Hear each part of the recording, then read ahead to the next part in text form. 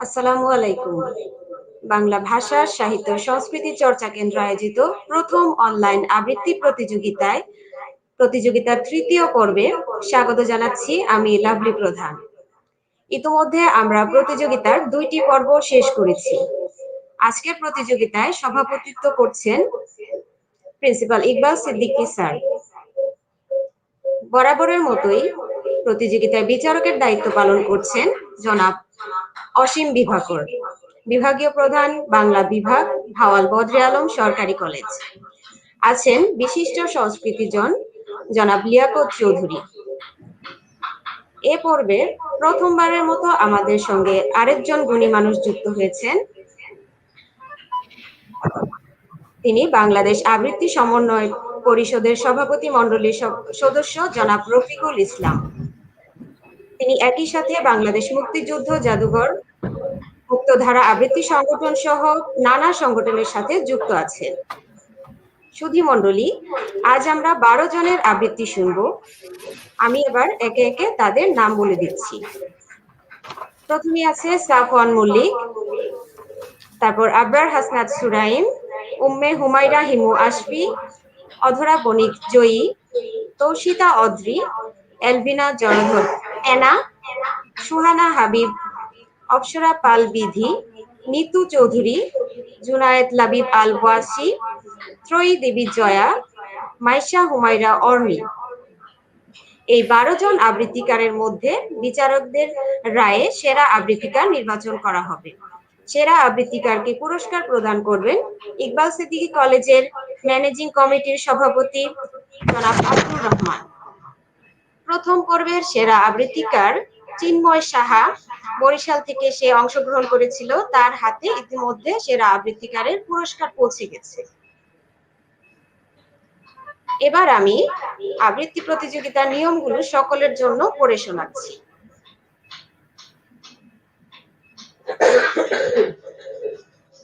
Online আবৃত্তি প্রতিযোগিতা 6 ফেব্রুয়ারি থেকে শুরু হয়েছে। প্রতি শনিবার সকাল 10টায় ইকবাল সিদ্দিকী কলেজ এবং কচিকাঁচা একাডেমির ফেসবুক পেজ থেকে সরাসরি সম্প্রচার করা হচ্ছে। বিচারকদের বিবেচনায় প্রতি সপ্তাহে একজন সেরা আবৃত্তিকারকে পুরস্কার দেওয়া হবে। প্রত্যেক বিচারক 100 পূর্ণমানের উপর প্রতিযোগীদের নম্বর প্রদান করবেন। সেক্ষেত্রে উচ্চারণে 40, স্বর প্রক্ষেপণ 30 এবং উপস্থাপনার জন্য 30 নম্বর বরাদ্দ থাকবে। প্রতিযোগিতায় অংশগ্রহণকারীরা আগ্রহী হলে পরবর্তী ধাপ অর্থাৎ মার্চ মাসের প্রতিযোগিতায় অংশগ্রহণ করতে পারবে।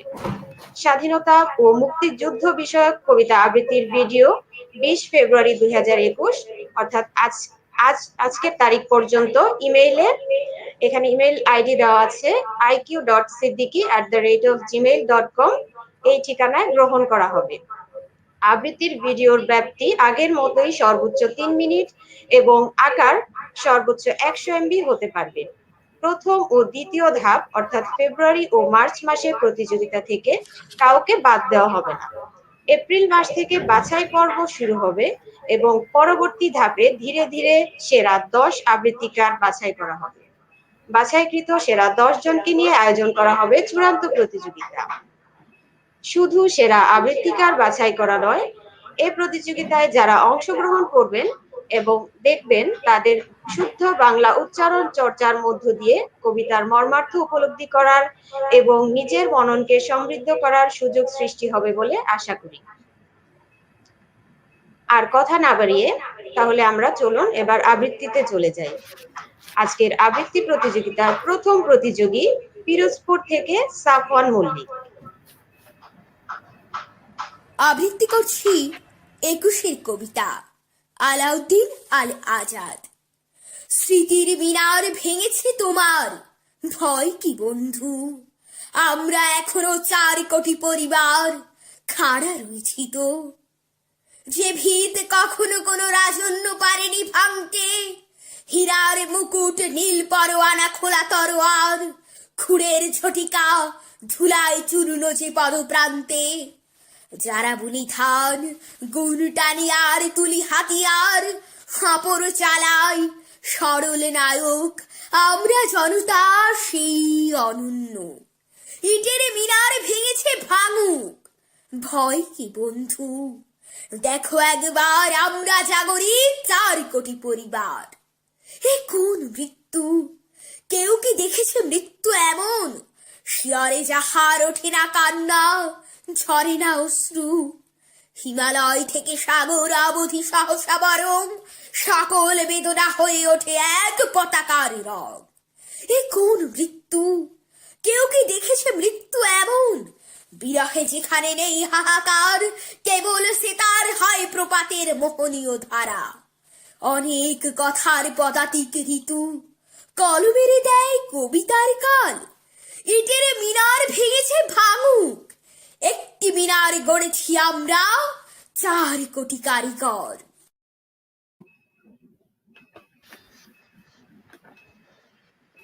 ভাষা শহীদদের প্রতি শ্রদ্ধা জানিয়ে আমি কথা শুরু করছি। আজকে আমাদের সাথে যুক্ত হচ্ছেন রফিক ভাই, তাকে স্বাগত জানাচ্ছি। লিয়াকত ভাইকে স্বাগত জানাচ্ছি। বন্ধুবর ইকবাল সিদ্দিককে ধন্যবাদ জানাচ্ছি।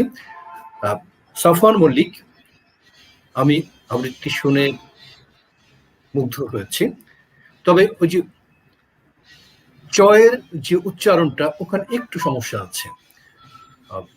এছাড়া শব্দের দাবি অনুযায়ী স্বর প্রক্ষেপণ আমার কাছে যথাযথই মনে হয়েছে। আমি সাফওয়ানকে 80 দিচ্ছি।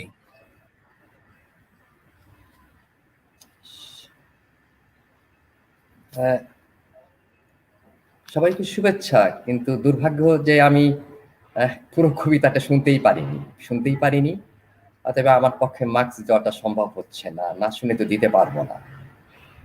সেটা সঞ্চালক বা যিনি মূল সভাপতি এটার দায়িত্ব কিভাবে পালন করবেন আমি জানি না, হয়তো গড়ে তিনি একটা মার্কস দেবেন।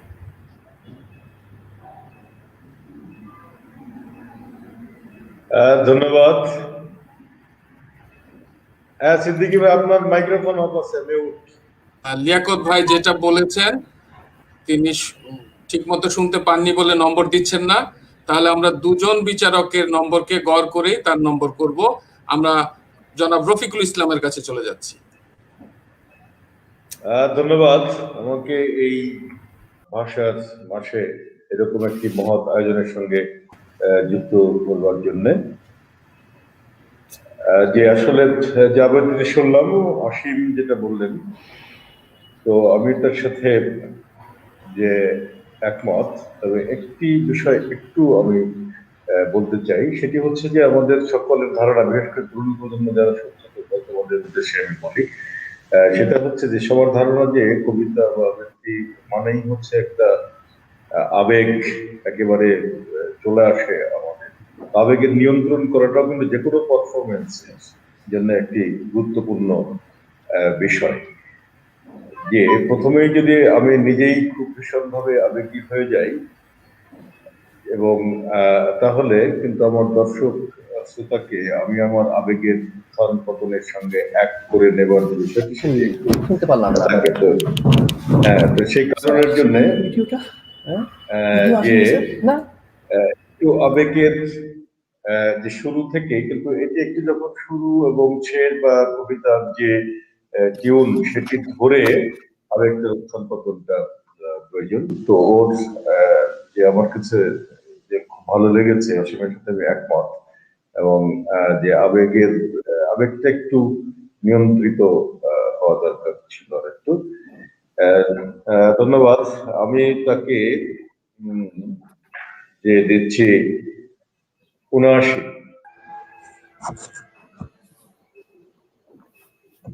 79।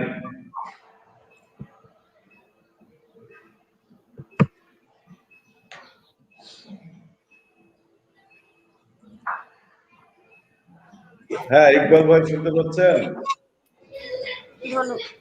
ধন্যবাদ। আমরা পরবর্তী প্রতিযোগীর কাছে যাই। পরবর্তী প্রতিযোগী এসেছে রংপুর থেকে আবরার হাসনাত সুরাইম। আমরা আবরারের আবৃত্তি শুনবো। আমার আজকের উচ্চারণ 21-এর ভোরে, কবি আশরাফ সিদ্দিকী। আবার এলাম ফিরে এই 21-এর ভোরে তোমরা আছো তো ভালো, ভালো আছো সব। সেই তো ফুলার রোড, মেডিকেল ছাত্রাবাস, আরো দূর ওই সেই রমনার প্রান্তর। মনে আছে, মনে আছে সব। মনে আছে হৃৎপিণ্ডের সবগুলি পেশির ঝংকারে একটি মধুর গান। বাংলা ভাষা আমার মায়ের ভাষা, আমার মায়ের গাওয়া কি মধুর শান্তির সঙ্গীত। ধান বুনো হে কিষান, সবাই গান গাও, গান গাও আজ। তাঁত বোনো তাঁতি ভাই, গান করো ভাই। মোট বউ মোটে ভাই, গান করো আজ। গান গাও হে আমার দেশের মানুষ, গান গাও উচ্ছল নদীর মতো, দুর্বার দুর্বার ঝঞ্ঝার মতো। কাস্তে হাতুড়ি আর লাঙলের ফলায় ফলায় নিবেদিত টঙ্কারের মতো। শিশুর লোলের মতো, বধুর হাসির মতো। 6 ঋতু 12 মাস ঈদ পূজা, মোহরমে খ্রিস্টমাস, জন্মদিন বিবাহের উচ্ছল সুরের মতো। সেই গান দোলা দিল দিগন্ত বিস্তৃত মাঠে, ফসলের ক্ষেতে আর গোঠে গোঠে। রাখালি বংশীতে জারি আর ভাটিয়ালি, ভাওয়াইয়া রূপকথা গীতের আসরে। পূর্ব বাংলার নীল আকাশে আকাশে, কপতের ঠোঁটে ঠোঁটে কাকাতুয়া কোয়েলের সুরে। মাঠের শ্যামলে আর রূপালি শিশিরে, রক্ত লাল কিংসুকে পলাশে। গান গাও শকুমলান জননীর ক্রন্দনের সুরে। গান গাও দুর্মদ বন্যার মতো, গান গাও হিংস্র ব্যাঘ্রের মতো। গান গাও হৃৎপিণ্ডের সবগুলি পেশির ঝংকারে, যে গান গাইতে গিয়ে আমাদের হৃৎপিণ্ডের সবগুলি পেশি রক্তের বন্যায় ভেসে থেমে গেল। এইখানে ফুলার রোডের মোড়ে, এমনই সে 21-এর ভোরে গাইতে পারি না আর। তুমি গাও তুমি গাও তুমি গাও, দুর্মদ বন্যার মতো, হিংস্র ব্যাঘ্রের মতো। মোরা সব এই দেখো দল বেঁধে শুনতে এসেছি। আবরারকে ধন্যবাদ। তবে আবরার ভালো বলেছ, কিন্তু এই যে সুরের মধ্যে একেবারে লেগে থাকাটা, এটা আবৃত্তির মানটাকে খানিকটা হলেও ক্ষুণ্ণ করেছে। আমার ধারণা যে তুমি যদি এই সুরের প্রভাব থেকে নিজেকে মুক্ত করতে পারো, তাহলে খুব চমৎকার আবৃত্তি করতে পারবে। আর ক্রিস্টমাস নয়, ক্রিস্টমাস, এই উচ্চারণগুলো একটু দেখতে হবে। আমি আবরারকে 70 দিয়েছি। ভালোভাবে শুনেছি আমি, ওকে ধন্যবাদ। ও খুব আবেগ দিয়ে পড়বার চেষ্টা করেছে, কিন্তু একটি জায়গাতে লক্ষ্য রাখতে হবে যে আমি আমার অভিভাবককে বলছি যে ইন্টোনেশনটা, বাক্য সুরটা কত দূরে নিয়ে যাব, কত ভাবে নিয়ে যাব, এবং তার সঙ্গে নিশ্চয়ই আমার অর্থের একটা সাযুজ্য থাকতে হবে। কিন্তু অর্থের বাইরে চলে গেলে চলবে না, তাহলে সেটা হবে কৃত্রিম। এটাকে আমাদের অনেক বেশি, এই যে অভিব্যক্তিটাকে আমাকে সীমার ভিতরে আনতে হবে এবং এটাকে অর্থপূর্ণ করে তুলতে হবে। তাহলেই আমাদের যে বাক্যসূরটা, যাকে আমরা ইন্টোনেশন বলছি, তার একটা সাংঘাতিক সমন্বয় হয়ে দাঁড়াবে। এটা আমার কাছে মনে হয়েছে।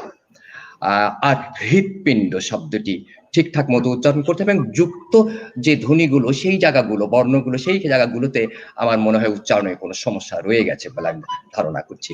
আমি তাকে 69 দিলাম।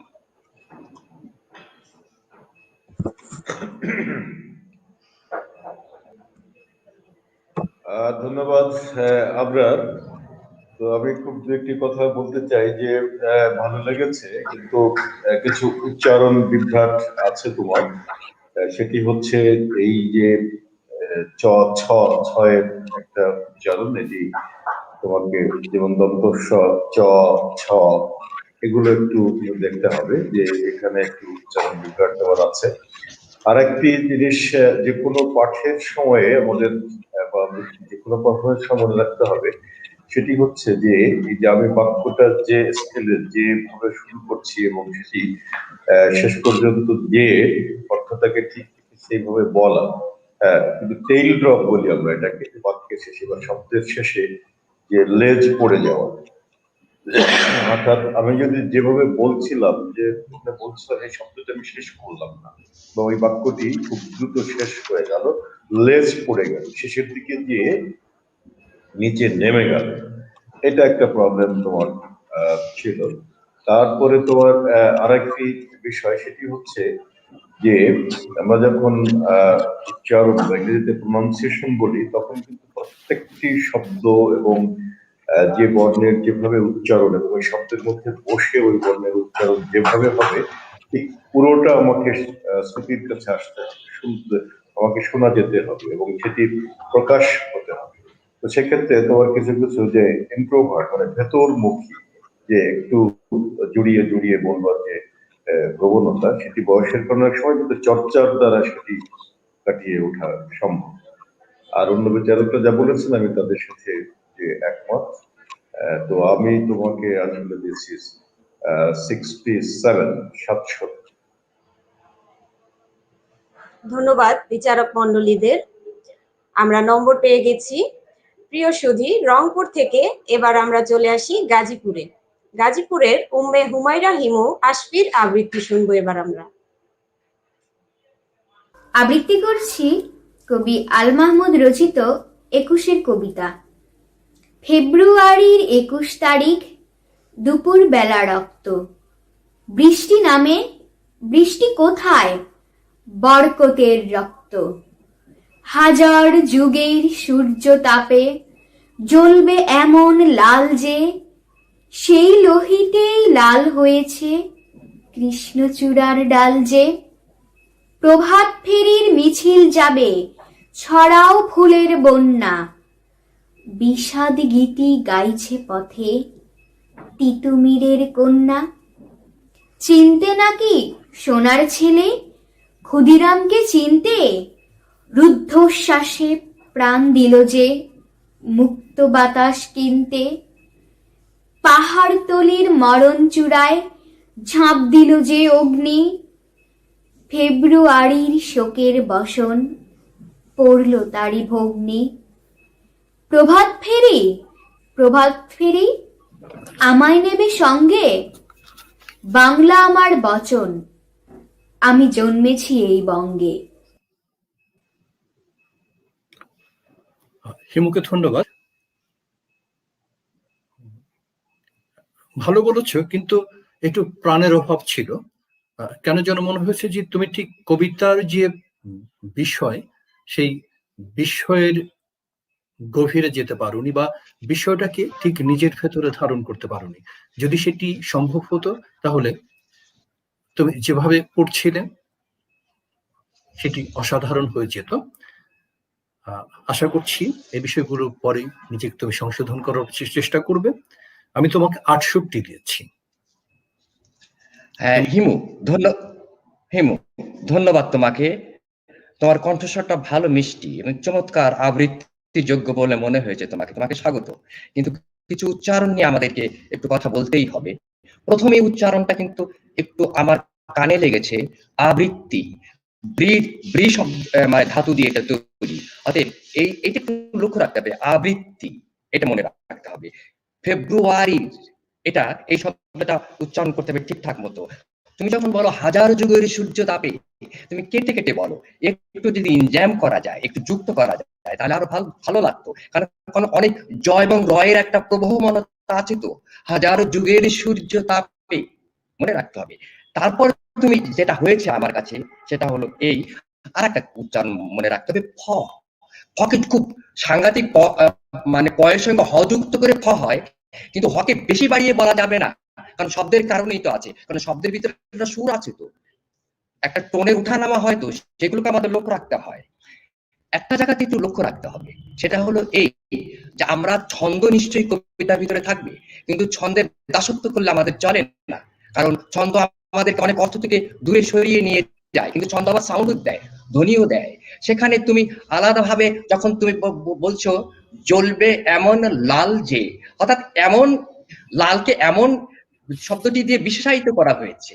সেখানে যদি আমরা বলি লালকে পৃথক করে দেই, তাহলে হয় কি পর্ব ভাগ করে পড়ানো হয়। নানা জায়গাতে তুমি পর্ব ভাগ করে পড়ছো ছন্দের, যা আমাদেরকে আসলে একটা জায়গাতে বিট তৈরি করে, এটা মনে রাখতে হবে। ওই যে আর একটা কথা ওইটি, সেটা হলো আবেগের দিক থেকে একটুখানি কমতি রয়েছে, কারণ কবিতাটা হচ্ছে আসলে সামাজিক এবং রাজনৈতিক একটা প্রভাব আছে। ক্ষুদিরাম আছে এখানে, তিতুমির আছে এখানে, অগ্নিকন্যার ব্যাপারটা আমরা কোনো না কোনো ভাবে লক্ষ্য করি। আমাদের একটা আমি যে এই আমাদের একটা পরিচয়ের একটা জায়গা তৈরি হয়ে আছে, সেগুলো লক্ষ্য রাখতে হবে, এবং সেখানে আমাদের একটা সামাজিক রাজনৈতিক আবেগ তো এখানে দিতে হবে। আমি অভিভাবকদের জন্য বলছি, এটা খুব সাংঘাতিক কবিতা বলে মনে হয় আমার কাছে। ২১-এর কবিতা এইভাবেই হয়ে থাকে, আমাদের একটু সামাজিক আবেগগুলো দিতে হয় কোনো না কোনো ভাবে। সেই আবেগের কমতিটা নিঃসন্দেহে ছিল। আমি তাকে ৬৭ দিচ্ছি।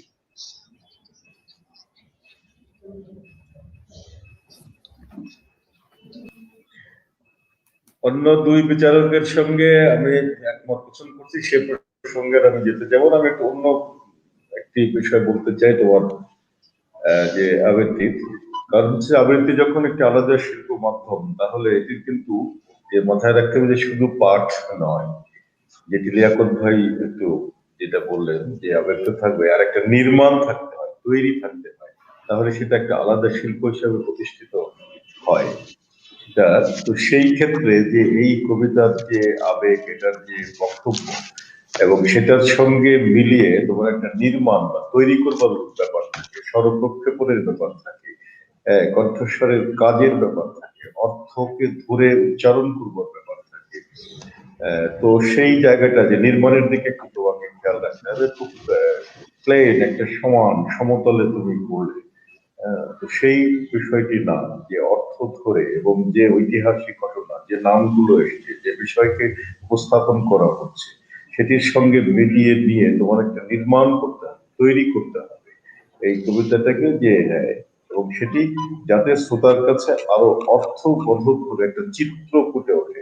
তোমার একটা কণ্ঠ দিয়ে আবৃত্তি কিরকম, অনেকটা যে চিত্র, আমরা যেমন তুলি, রং দিয়ে তুলি ছবি আঁকি, ঠিক তেমনি একটি কবিতাকে আমার কণ্ঠে ধারণ করে, যে শুধু কেবল উচ্চারণের মধ্য দিয়ে একটা ছবি এঁকে দেয়া, যাতে যিনি দর্শক শ্রোতা, তিনি সেই কবিতাটি যেন দেখতে পান, তিনি মর্মে উপলব্ধি করতে পারেন, তিনি চোখে দেখতে পান। তো সেই জায়গায় সেই নির্মাণটির বিষয়টি তোমাকে খেয়াল রাখতে হবে। তো সেটি যে একটু মাথায় রেখে, যে আমি তোমাকে দিচ্ছি 65।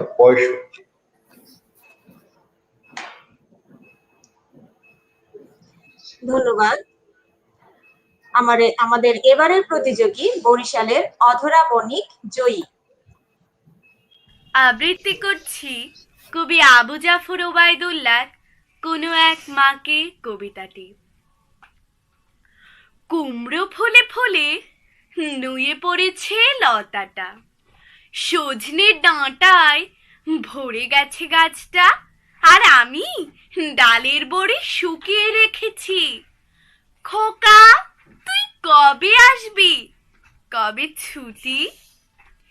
চিঠিটা তার পকেটে ছিল, ছেঁড়া আর রক্তে ভেজা। মাগো, ওরা বলে সবার কথা কেড়ে নেবে, তোমার কোলে শুয়ে গল্প শুনতে দেবে না। বলো মা, তাই কি হয়? তাই তো আমার দেরি হচ্ছে, তোমার জন্য কথার ঝুড়ি নিয়ে তবেই না আমি বাড়ি ফিরবো। লক্ষ্মী মা, রাগ করো না, মাত্র তো আর কটা দিন। পাগল ছেলে, মা পড়ে আর হাসে, তোর উপরে রাগ করতে পারি? নারকেলের চিড়ে কোটে, উড়কি ধানের মুড়কি ভাজে, এটা সেটা আরো কত কি। তার খোকা যে বাড়ি ফিরবে, ক্লান্ত খোকা। কুমড়ো ফুল শুকিয়ে গেছে, ঝরে পড়েছে ডাঁটা, পৈলতাটা নেতানো, খোকা ইলি, ঝাপসা চোখে মা তাকায় উঠোনে উঠোনে, যেখানে খোকার সব শকুনিরা ব্যবচ্ছেদ করে। এখন মার চোখে চৈত্রের রোদ পরিয়ে দেয় শকুনিদের। তারপর দাওয়ায় বসে মা আবার ধান ভানে, বিন্নি ধানের খই ভাজে। খোকা তার কখন আসে, কখন আসে। এখন মার চোখে শিশির ভোর, স্নেহের রোদে ভিটে ভরেছে।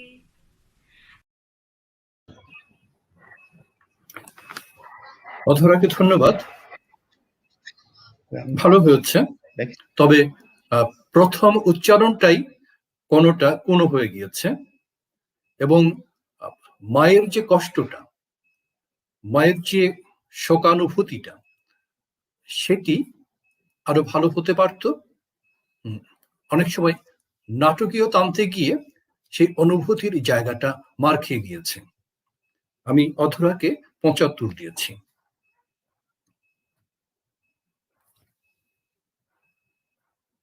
আমরা একটা যে শব্দ সুরটা, শব্দের যে ভেতরে যে উঠানামাটা আছে, তাকে আমরা বলি আসলে বলা যেতে পারে যে লেক্সিকন টোনটা, কি শব্দের উঠানামাটা, তরঙ্গটা, সেটা মনে রাখতে। তারপর আছে বাক্যের সুরটা, সেটা পরে যাচ্ছে। এগুলো মনে রাখতে হবে। তার জন্য হয় কি, শুরু থেকেই কিন্তু আমরা কুমড়ো ফুলে ফুলে নুইয়ে পড়েছে লতাটা এভাবে বলতে পারিনি। এটা কেন আমরা এই ধরনের কথা বলবো? কারণ অনেকের কথা আছে এখানে, যেটাকে আমরা বলছি, অভিভাবক বলছি স্পিচ অ্যাক্ট, কথা, কথন ক্রিয়াটা আছে, সেটা কিন্তু খুব অতিমাত্রায় চলে গেলে কিন্তু এটা চলে না, সেখানে মার খেয়ে যায় জায়গাটা। এবং কখনো কখনো আবেগটাকে আমরা বুঝতে পারিনি, শকুনির প্রতীকটা আমরা অনেক সময় বুঝতে পারিনি, কিন্তু পেরেছি আবার, কিন্তু একটু কখনো কখনো অন্যরকম শোনা গেছে। উচ্চারণের দিক থেকে যদি আমি বলি, তাহলে তোমার ছেঁড়া শব্দটি একেবারে চন্দ্রবিন্দু আমরা আনতে পারি না, আনতে হবে তো, পুঁই লতাটা আনতে হবে তো। নিয়ে শব্দটি, এটা একটা ধ্বনি আছে আমাদের, যেটা আমরা রেয়ারে ওটা উচ্চারণ করি না আমরা। নুয়ে, নিয়ে, শুকিয়ে, এই ধরনের উচ্চারণের ভিতরে কিন্তু আমরা বলি কি জানেন, পোর্টম্যান্টো, যেখানে কাপড় চোপড় রাখা হয়, সুরের এখানে সুর এখানে ধারণ করা হয়, কিন্তু রেখে দেওয়া হয় সুরগুলোকে, এটা মাথায় রাখতে হবে। খোকা বলেছো তুমি বারবার, তাই না? কৈলাতা তো আগেই বলেছি। এই উচ্চারণগুলো তো আসলে আমাদের মাথায় রাখতে হবে, এবং এগুলো উচ্চারণগুলো যদি আমরা চর্চা না করি, তাহলে কবিতা আসলে পরে কিন্তু শব্দ বোধের জায়গাটা কিন্তু থাকে না। শব্দ বোধ না থাকলে আমাদের তো কবিতা হারিয়ে যায় আমাদের দিক থেকে, সেটা মনে রাখতে হবে।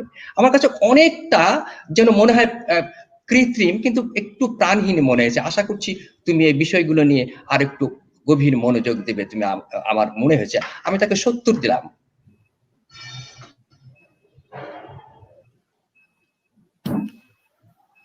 অন্য দুই বিচারক তোমার আবৃত্তিতে যেটা বলেছেন সেদিকে আর আমি যাবো না। আমি একটি কথাই বলবো, সেটি হচ্ছে যে তোমার নাটকের ডায়ালগ, উচ্চারণ আর কবিতা উপস্থাপন, এই দুটো উপস্থাপনার মধ্যে একটা মৌলিক পার্থক্য রয়েছে, এবং আমরা অনেক সময় যে সেই বিষয়টি ভুলে যাই। যে সকল কবিতার মধ্যে নাটকীয়তাটা আছে সেখানে এবং চরিত্রগুলো আসে, তো তখন আমরা সেটিকে অনেকেই নাটকের মতো করে করবার চেষ্টা করি। পার্থক্যটা হচ্ছে, নাটকে হচ্ছে যে ওই চরিত্রটা নিজে হয়ে যেতে হয়, তার একেবারে পায়ের আঙুলের ডগা থেকে চুলের ডগা পর্যন্ত, পোশাক আশাক, বয়স, কথোপকথন ইত্যাদি, যে নাটকের যখন ওই চরিত্রগুলো আসে। কিন্তু আবৃত্তির মধ্যে যখন আমার সেই চরিত্রটা, তখন লোকটি কিন্তু আমি, কণ্ঠস্বরটা আমার, কিন্তু শুধু তার যে বলার যে ধরনটা, তার যে থ্রোয়িংটা, যে সেটাকে শুধু আমি গ্রহণ করছি, বাকি অন্য কিছু না। এবং দুটার উপস্থাপনার মধ্যে একটু পার্থক্য রয়েছে, যে নাটকেরটা একটু যে অতি নাটকীয় ভাবে করা, যে সেটা একটি, যাতে মধ্যে একটি গল্প থাকে, কাহিনী থাকে। কবিতার মধ্যে একটি গল্প থাকে, কাহিনী থাকে, কিন্তু যেহেতু কবিতার গাম্ভীর্যটা একটু অন্য জায়গায়, একটু ধরে রাখার ব্যাপার থাকে, একটা গম্ভীর উপস্থাপনা থাকে। হ্যাঁ, যত যে রসের কবিতাই হোক না কেন, ওই রস অনুযায়ী তার একটা গাম্ভীর্য থাকে।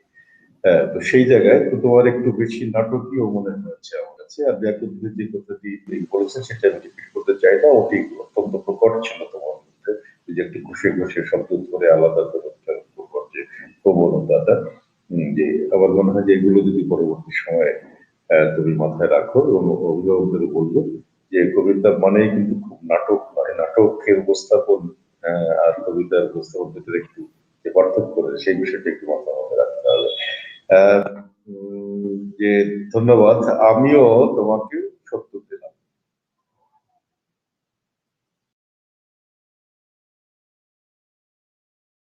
বিচারকদের ধন্যবাদ, সম্মানিত বিচারকদের। আমরা আজকের প্রতিযোগিতায় এবার শুনবো শেরপুর জেলার তৌশিতা অদ্রির আবৃত্তি। আবৃত্তি করছি কবি মাহবুবুল আলম চৌধুরী রচিত কাঁদতে আসিনি ফাঁসির দাবি নিয়ে এসেছি। এখানে যারা প্রাণ দিয়েছে রমনার ঊর্ধ্বমুখী কৃষ্ণচূড়ার তলায়, যেখানে আগুনের ফুলকির মতো এখানে ওখানে জ্বলছে অসংখ্য রক্তের ছাপ, সেখানে আমি কাঁদতে আসিনি। আজ আমি শোকে বিহ্বল নই, আজ আমি ক্রোধে উন্মত্ত নই, আজ আমি প্রতিজ্ঞায় অবিচল। যে শিশু আর কোনো দিন তার পিতার কোলে ঝাঁপিয়ে পড়ার সুযোগ পাবে না, যে গৃহবধূ আর কোনো দিন তার স্বামীর প্রতীক্ষায় আঁচলে প্রদীপ ঢেকে দুয়ারে আর দাঁড়িয়ে থাকবে না, যে জননী খোকা এসেছে বলে উদ্দাম আনন্দে সন্তানকে আর বুকে জড়িয়ে ধরতে পারবে না, যে তরুণ মাটির কুলে লুটিয়ে পড়ার আগে বারবার একটি প্রিয়তমার ছবি চোখে আনতে চেষ্টা করেছিল, সে অসংখ্য ভাই বোনদের নামে আমার হাজার বছরের ঐতিহ্যে লালিত যে ভাষায় আমি মাকে সম্বোধনে অভ্যস্ত, সেই ভাষা ও স্বদেশের নামে এখানে এই বিশ্ববিদ্যালয়ের উন্মুক্ত প্রাঙ্গণে আমি তাদের ফাঁসির দাবি নিয়ে এসেছি।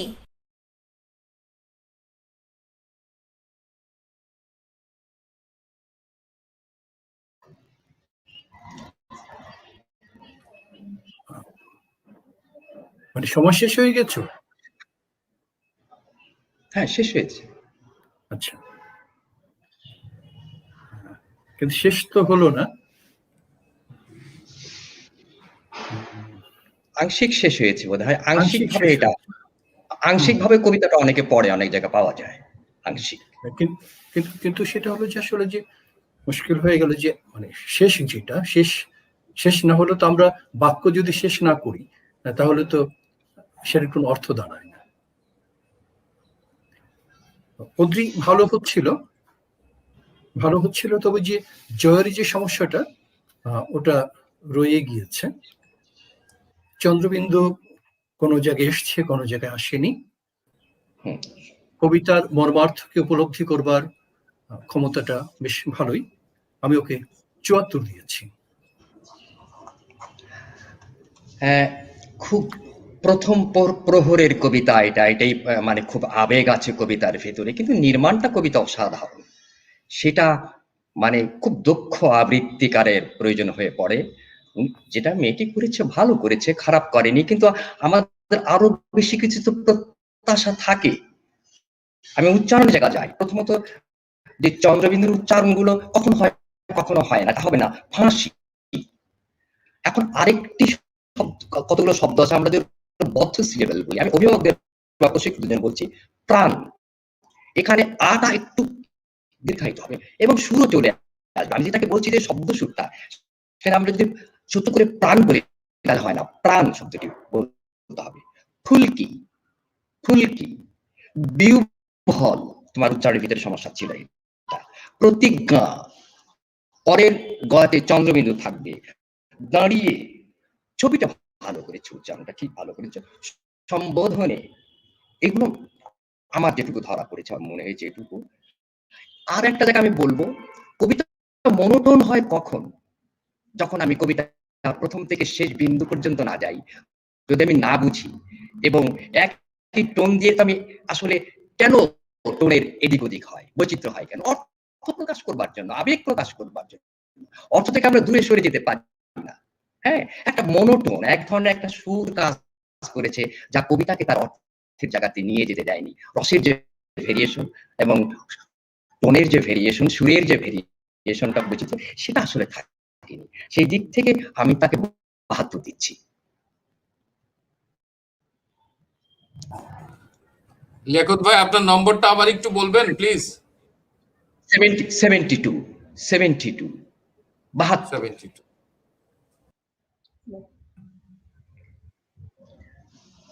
জি, আমি যেটি বলতে চাই সেটি হচ্ছে যে লিয়াকত ভাই উচ্চারণ নিয়ে যে কথাটি বলেছেন সেটি ঠিক আছে। উনি যে প্রশাসক প্রসঙ্গে আমি যেতে চাইনি এবং আমার কাছে উচ্চারণগুলো ধরা পড়েছে কানে। তো আমি যে জায়গাটির কথা বলবো সেটি হচ্ছে যে ওই সেই নির্মাণের কথাই বলবো। আর তার আগে যে অংশটি পড়েছে এটি অনেক লম্বা কবিতা এবং এই কবিতার ইতিহাস আমরা সবাই জানি, কিন্তু আরো একটি বাক্য না বললে কবিতাটির উল্টা অর্থ হয়ে যায়। যে যাদের ফাঁসির দাবি নিয়ে আসে তার আগে যাদের কথা বলা হলো এটুকু শেষ করলে মনে হয় ওদের ফাঁসির দাবি নিয়ে আসছে, কিন্তু এরপরে আরো কথা ছিল যারা আমার অসংখ্য ভাই বোনকে নির্বিচারে হত্যা করেছে আমি তাদের ফাঁসির দাবি নিয়ে এসেছি। এই যারা আমার অসংখ্য ভাইকে নির্বিচারে হত্যা করেছে ওই লাইনটি বলতে হবে, না হলে এটার অর্থটা উল্টা হয়ে যায়। যাই হোক, সেটি হচ্ছে সিলেকশন করেছে অভিভাবকদের বলবো আমি যে এটা পরবর্তী সময়ে বা নিজেও এটি দেখে নেবে যে ওই লাইনটা যুক্ত না করলে এর অর্থটি পূর্ণ হয় না। আর যেটা আমি আগে বলেছিলাম এটি হচ্ছে যে এই যে শব্দের সাথে এবং বাক্যের সাথে অর্থের সাথে নিজের কণ্ঠস্বরকে যে সেই টিউন, সেই যে রস, সেটিকে উচ্চারণ করবার যে বিষয়টি, যেমন আমি একটু যদি এই কবিতার একটি জায়গা উদাহরণ দিয়ে আমি বলি যে 3টি বাক্য আছে। আজ আমি যে কি বলে যে শোকে বিহ্বল নই, আজ আমি ক্রোধে উন্মত্ত নই, আজ আমি প্রতিজ্ঞায় অবিচল।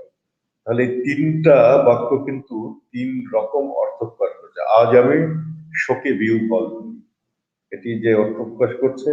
আজ আমি ক্রোধে উন্মত্ত নই, এটা আমার যে ক্ষুব্ধতার জায়গা, সেই জায়গাটি।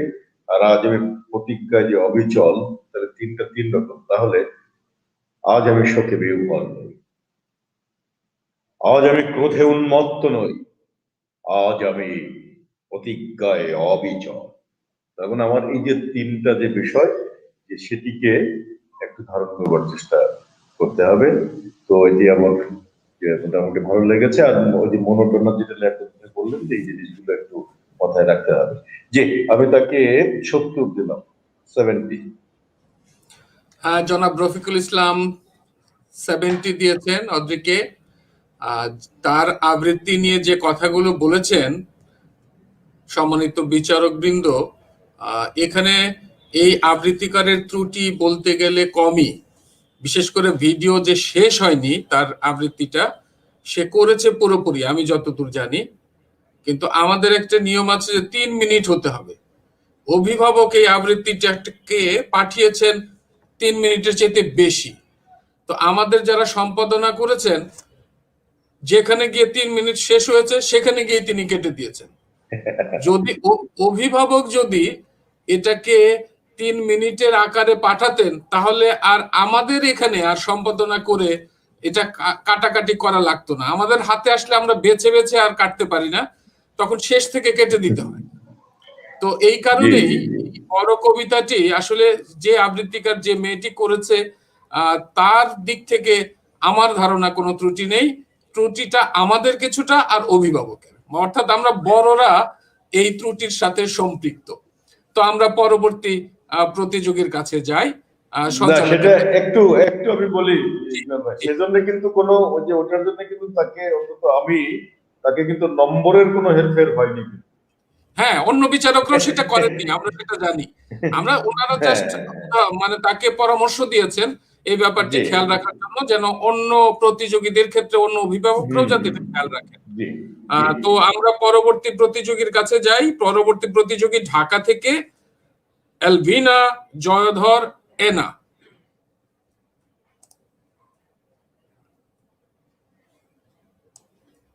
আবৃত্তি করছি ২১-এর ছড়া, লিখেছেন আল মাহমুদ।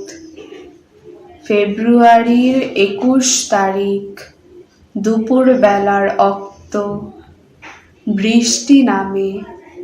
বৃষ্টি কোথায়? বরকতেরই রক্ত।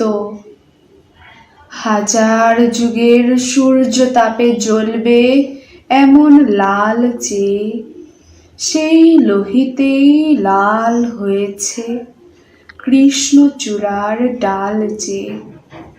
প্রভাত ফেরির মিছিল যাবে, ছড়াও ফুলের বন্যা। বিষাদ গীতি গাইছে পথে তিতুমিরের কন্যা। চিনতে নাকি সোনার ছেলে ক্ষুদিরামকে? চিনতে? রুদ্ধশ্বাসে প্রাণ দিল যে মুক্ত বাতাস কিনতে। পাহাড়তলির মরণ চূড়ায় ঝাঁপ দিল যে অগ্নি। ফেব্রুয়ারির শোকের বসন পড়ল তারই ভগ্নি। প্রভাত ফেরি, প্রভাত ফেরি, আমায় নেবে সঙ্গে? বাংলা আমার বচন, আমি জন্মেছি এই বঙ্গে। এনাকে ধন্যবাদ। কণ্ঠস্বর আমরা যেটা বলি মধুর কণ্ঠস্বর, কিন্তু কবিতার প্রতিবারই যে কথাটা বলি, কবিতার যে ভাব, সেই ভাব থেকে তুমি অনেক দূরে ছিলে। যদি একাত্ম হতে পারতে তাহলে তোমার যে কণ্ঠস্বর, সেই কণ্ঠস্বর দিয়ে কবিতাকে তুমি আরো অনেক সুন্দর করে উপস্থাপন করতে পারতে। এবার হয়নি, কিন্তু আশা করছি ভবিষ্যতে তোমার কাছ থেকে আরো অনেক সুন্দর আবৃত্তি আমরা পাবো, এবং তুমি তোমার এই পরিশীলিত কণ্ঠস্বরকে আবৃত্তির ক্ষেত্রে কাজে লাগাবে। তোমার জন্য শুভকামনা থাকলো। আমি এনাকে দিয়েছি ৬৫। হ্যাঁ, চমৎকার একটি কণ্ঠস্বর শুনলাম, সাংঘাতিক পরিশীলিত, চর্চিত বলতে হবে। কিন্তু কেন যে মেয়েটা আবেগ দিল না, কেন এই একটা গভীর কবিতা সে বোধের জায়গাতে আনলো না, সেটা একটা আক্ষেপ তো থেকে যায় আমার। হ্যাঁ, এই আক্ষেপ তো শেষ হবার নয় যে এত চমৎকার কণ্ঠে কেন এটা ধারণ করবে না এত গভীর একটি কবিতা। হ্যাঁ, তো আমি বলবো যে কবিতার প্রথম যে শব্দটি, এটা আসলে আমাদের বুঝে শুনে করতে হবে। এখানে কিন্তু সুরের একটা ব্যাপার আছে, যদিও ইংরেজি শব্দটি ফেব্রুয়ারি। ফেব্রুয়ারি, তুমি একটা দারুণ কাজ করেছো, জ্বলবের ওখানে একটা জ্যোতি দিয়েছো, কিন্তু তার আগে যে চরণটা যেখানে যে শেষ হলো, যেটা আমরা বলি অপূর্ণ চরণ আর কি আমরা বলি, শেষ হবে না কারণ চরণ চলবে। সেই জায়গাতে যে এসে ওই চরণটা যে আমরা বিচারটা ঠিক মতো করতে পারি না, সবাই এই ছন্দটাকে ধারণ করতে হয়তো ব্যর্থ হয় বলে মনে হয় আমার কাছে। কিন্তু তুমি দারুণ একটা জায়গাতে তুমি একটা জ্যোতি দিয়েছো, জ্বলবে এমন লাল যে। সবাই কিন্তু ছন্দ মেনে করে জ্বলবে এমন লাল যে, কিন্তু না, এটা ছন্দের উপরে পড়ে। জ্বলবে এমন লাল যে, ভালো লাগছে এই জায়গাগুলোতে। এরপর তুমি একটা জায়গাতে আমরা কবিতা লক্ষ্য করে দেখবো যে কবিতার ভিতরে কখনো কখনো কি কথন ক্রিয়া, ইংরেজিতে বলা হয় স্পিচ অ্যাক্ট, থাকে কিনা লক্ষ্য রাখতে হবে। আমি প্রশিক্ষকদের জন্য বলছি, সেটা কিন্তু আছে। কিন্তু চিনতে নাকি সোনার ছেলে, বলা হচ্ছে ছড়াও ফুলের বন্যা, এই যে বলা হচ্ছে স্পিচ অ্যাক্ট, সেটাকে স্বাভাবিকভাবে স্পিচে আনতে হবে, স্পিচের মতো করে আনতে হবে, কথন ক্রিয়ার মতো করে আনতে হবে। তারপরে একটি ধ্বনি, একটি শব্দ উচ্চারণ এদিকে মনে রাখতে হবে, ছড়াও, আও, আও। এই যে কতগুলো দৃশ্যর, এই দৃশ্যরকে আমাদের সবসময় মনে রাখতে হবে কিভাবে উচ্চারণ করতে হয়। ছড়াও যদি আমরা এইভাবে বলি তাহলে কিন্তু একটা অনুরোধ বা একটা কিছু চলে আসে, কিন্তু শিথিল ভাবে করলে তো সেটা আসবে না। সেই একই জায়গা ছন্দ আমাদের নতুন করে পুনর্বিবেচনা রাখতে হবে যে কবিতায় ছন্দ কিন্তু একেবারে আবশ্যিক কিছু নয়, বাইরের থেকে আনা হয় ছন্দ। সেই ছন্দের উপর আমরা ফাঁদে পড়তে পারি না কোনো মতে, এবং সেখানে আমরা পর্ব ভাগ ভাগ করে এগুতে পারি না। সেটা আমাদের মনে রাখতে হবে। কিন্তু এইটা একটা দারুণ ব্যাপার, নতুন কোন পুনর্বিবেচনা আনতে হবে যে কবিতার ভেতরে আলাদাভাবে কিন্তু মানে যেটাকে আমরা বলছি সমন্বিত ভাবে যে মানে বাক্য প্রক্রিয়ার ভিতর দিয়ে কিন্তু শব্দ যেভাবে সাজানো হয় তার ভিতরে কিন্তু ছন্দ থাকে, যেটাকে আমরা রিদম বলছি, আর ওটাকে বলছি মিটার। আমরা মিটারের দাসত্ব করবো না, কিন্তু ছন্দটাকে মনে রাখতে হবে। ছন্দের ভিতরে কিন্তু আলাদা সুরও আছে, সেটা মনে রাখার দরকার আমাদের। এগুলো অনেক গভীরের কিছু ব্যাপার থাকে এই কবিতার ভিতরে, যে আমাদের রাজনৈতিক যে মানে আবেগ থাকে সেটা আমাদেরকে আনতে হবে, তা নাহলে কবিতা পূর্ণ থেকে যাবে। আমি তাকে তার আরো ভালো হোক বলে আশা করছি, তার চমৎকার কণ্ঠস্বর, তারপরও তাকে আমি 64 দিচ্ছি, 64।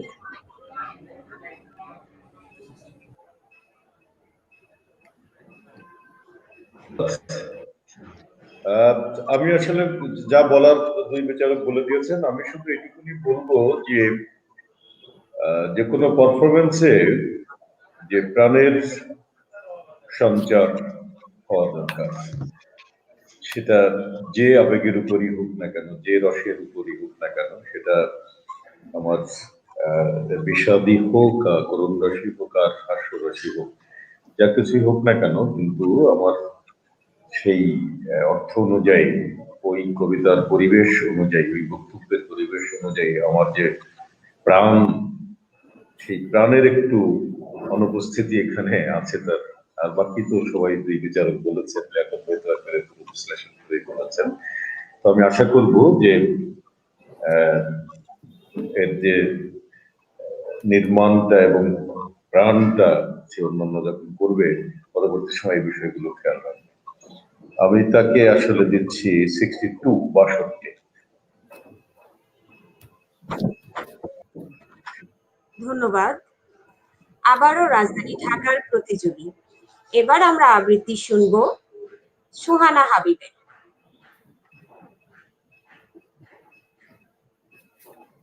আসসালামু আলাইকুম, আমার নাম সুহানা হাবিব সুহা। আমি আবৃত্তি করছি কবিতা কোনো এক মাকে। লিখেছেন আবু জাফর ওবায়দুল্লাহ। কুমড়ো ফুলে ফুলে নুয়ে পড়েছে লতাটা, সজনে ডাটায় ভরে গেছে গাছটা, আর আমি ডালের বড়ি শুকিয়ে রেখেছি। খোকা, তুই কবে আসবি, কবে ছুটি? চিঠিটা তার পকেটে ছিল, ছেঁড়া আর রক্তে ভেজা। মাগো, ওরা বলে সবার কথা কেড়ে নেবে, তোমার কোলে শুয়ে গল্প শুনতে দেবে না। বলো মা, তাই কি হয়? তাই তো আমার দেরি হচ্ছে। তোমার জন্যে কথার ঝুড়ি নিয়ে তবেই না বাড়ি ফিরব। লক্ষ্মী মা, রাগ করো না, মাত্র তো আর কটা দিন। ভাগল ছেলে। মা পড়ে আর হাসে। তোর উপরে রাগ করতে পারি? নারকেলের চিড়ে কোঠে, উড়কি ধানের মুরকি ভাজে, এটা সেটা আরো কত কি। তার খোকা যে বাড়ি ফিরবে, ক্লান্ত খোকা। কুমড়ো ফুল শুকিয়ে গেছে, ঝরে পড়েছে ডাটা, ওই লতাটা নেতানো। খোকা এলি? ঝাপসা চোখে মা তাকায় উঠোনে উঠোনে, যেখানে খোকার সব শকুনিরা ব্যবচ্ছেদ করে। এখন মার চোখে চৈত্রের রোদ পুড়িয়ে দেয় শকুনিদের। তারপর দাওয়ায় বসে মা আবার ধান বানে, ভিন্নি দানের খই ভাজে। খোকা তার কখন আসে, কখন আসে, কখন আসে। এখন মার চোখে শিশির ভোর, স্নেহের রোদে ভিটে পড়েছে। সোহানাকে ধন্যবাদ। যে চিঠিটা তার পকেটে ছিল, ওখানে আসলে কি ওটা তো মানে ক্রোধের কোনো বিষয় ছিল না ওখানে, কিন্তু ওখানে রুদ্ররস যুক্ত করা হয়েছে। আর অনেকগুলো উচ্চারণ আনুনাসিকতার প্রভাব ছিল। কোটে কোঠে হয়ে গেছে, বিন্নি ভিন্নি হয়ে গিয়েছে। তো এই বিষয়গুলো যদি সোহানা একটু খেয়াল রাখো এবং আনুনাসিকতার প্রভাব থেকে নিজেকে মুক্ত করতে পারো, তুমি নিঃসন্দেহে একজন ভালো আবৃত্তিকার হতে পারবে। আমি সোহানাকে দিয়েছি 62। সোহানা, তোমার আবৃত্তি দিয়ে তুমি চর্চা করেছো এটা বোঝা যায়, কিন্তু কিছু জিনিস তো আমাদের কিছু ব্যাপারটা তো আমাদেরকে লক্ষ্য রাখতে হয়, কারণ একটা প্রতিযোগিতা, তুলনামূলক ব্যাপার আছে। আমাদের একটা জায়গায় একটু মনে রাখা দরকার, একটু স্মরণ করে দাও, আমি নিজেও খুব চেষ্টা করি। সেটা হলো আমাদের প্রথমত জায়গাটা কোথায়। আমি যে আবেগ দেব, আমি যে ভালো কিছু সুরারোপ করব বা ছন্দলিপি করব, কোথায়? সেটা তো আমাদের কথার উপরে বেস করে, কবিতা যা লিখেছেন তার উপরে। এবং তিনি সান্দিকভাবে এটা সাজিয়েছেন, এটা অসাধারণ কবিতা। এটা কিন্তু কেন আমি বলবো এটা ক্লাসিক কবিতা, তা তো সাজানো গোছানোর কোনো সমস্যা নেই, এখানে চমৎকার সাজিয়েছেন তিনি। সেটুকু লক্ষ্য রাখলে আমাদের পুরোই হয়। আমাদের বাক্যরিচটাকে মাথায় রাখলে কিন্তু অনেকটা আমাদের কেটে যায়, যে আমরা কি করবো, বারবার পড়তে পড়তে এটা কেটে যাবে জিনিসটা। তুমি কোনো কোনো শব্দ দ্রুত যাওয়ার জন্য, যেহেতু আমরা শব্দের প্রতি সতর্ক নই, তুই শব্দটি ডিলিট হয়ে গেছে, চলেই গেছে কোথায়। ছেঁড়া শব্দটি আমরা বুঝতে পারি না যে কিভাবে ছেঁড়া শব্দটি উচ্চারণ করা যায়। চন্দ্রবিন্দু আসলে আমাদের নাসিক ধ্বনি ম ন এইগুলো কিন্তু আমরা মাথায় রাখি না, এবং এটা উচ্চারণ করতে চাই না আমরা। কিন্তু এই যে একটা সুর আছে, এই যে একটা তরল ধ্বনি, এটা একটা সরণশীল ধ্বনি, এগুলো এটা আমাদের যদি আমরা ভীষণভাবে রপ্ত রাখি, তাহলে কিন্তু অনেক সুরের ব্যাপারটা আমরা নিয়ে আসতে পারি আমরা তো সেখানে। হ্যাঁ, অসীম বিভাগ যে কথাগুলো বলছে তা বলবো না, কিন্তু কয়েকটা উচ্চারণ আমাদের আরেকবার একটু মনে রাখতে হবে। প্রায় এটা ব্যবচ্ছেদ, চমৎকার একটি ধ্বনি, একটা দিন একটা মানে অনেক ব্যঞ্জন ধ্বনি এবং স্বরূপ ধ্বনির যে একটা কন্ট্রাস্ট, এটা বিরোধিতার ভিতর দিয়ে একটা শব্দবোধ বেরিয়ে আসে, মাথায় রাখা। দাওয়ায়, দুটো দৃশ্যর এখানে আমরা লক্ষ্য করছি, দাও আয়, দাওয়ায়। হ্যাঁ, মনে রাখতে হবে যে এখানে ঠোঁটের কি কারবারটা চলে। দাওয়ায়, ঠোঁট গোল হয়ে আবার স্ফীত হয়ে গেল, মনে রাখা দরকারি এগুলো। আমরা কিন্তু অন্য সময়ে যে জায়গাটিতে ইমফেসিস করি, জোর দেই, অন্য জায়গাতে জোর দেই, কথার ঝুড়ি নিয়ে তবেই এই শব্দের উপর আমরা কি কারণের জন্য জোর দিই আমি বুঝি না, হয়তো আমার ভুল হতে পারে। আমি তো কথার ঝুড়ি নিয়ে আসবো। মনে রাখতে হবে এই জায়গাটাতে যে আমাদের বাক্যকে বিশ্লেষণটা করলেই আমরা ধরা পড়বো যে কোথায় যে, কোন জায়গাতে যে, কোনখানে যে আমরা আমাদের আসলে জোরটা দেব, সুরটা দেব, তাহলেই কিন্তু অর্থগুলো খুব পরিষ্কার হয়ে যায়। আমি তাকে 60 দিচ্ছি, 60।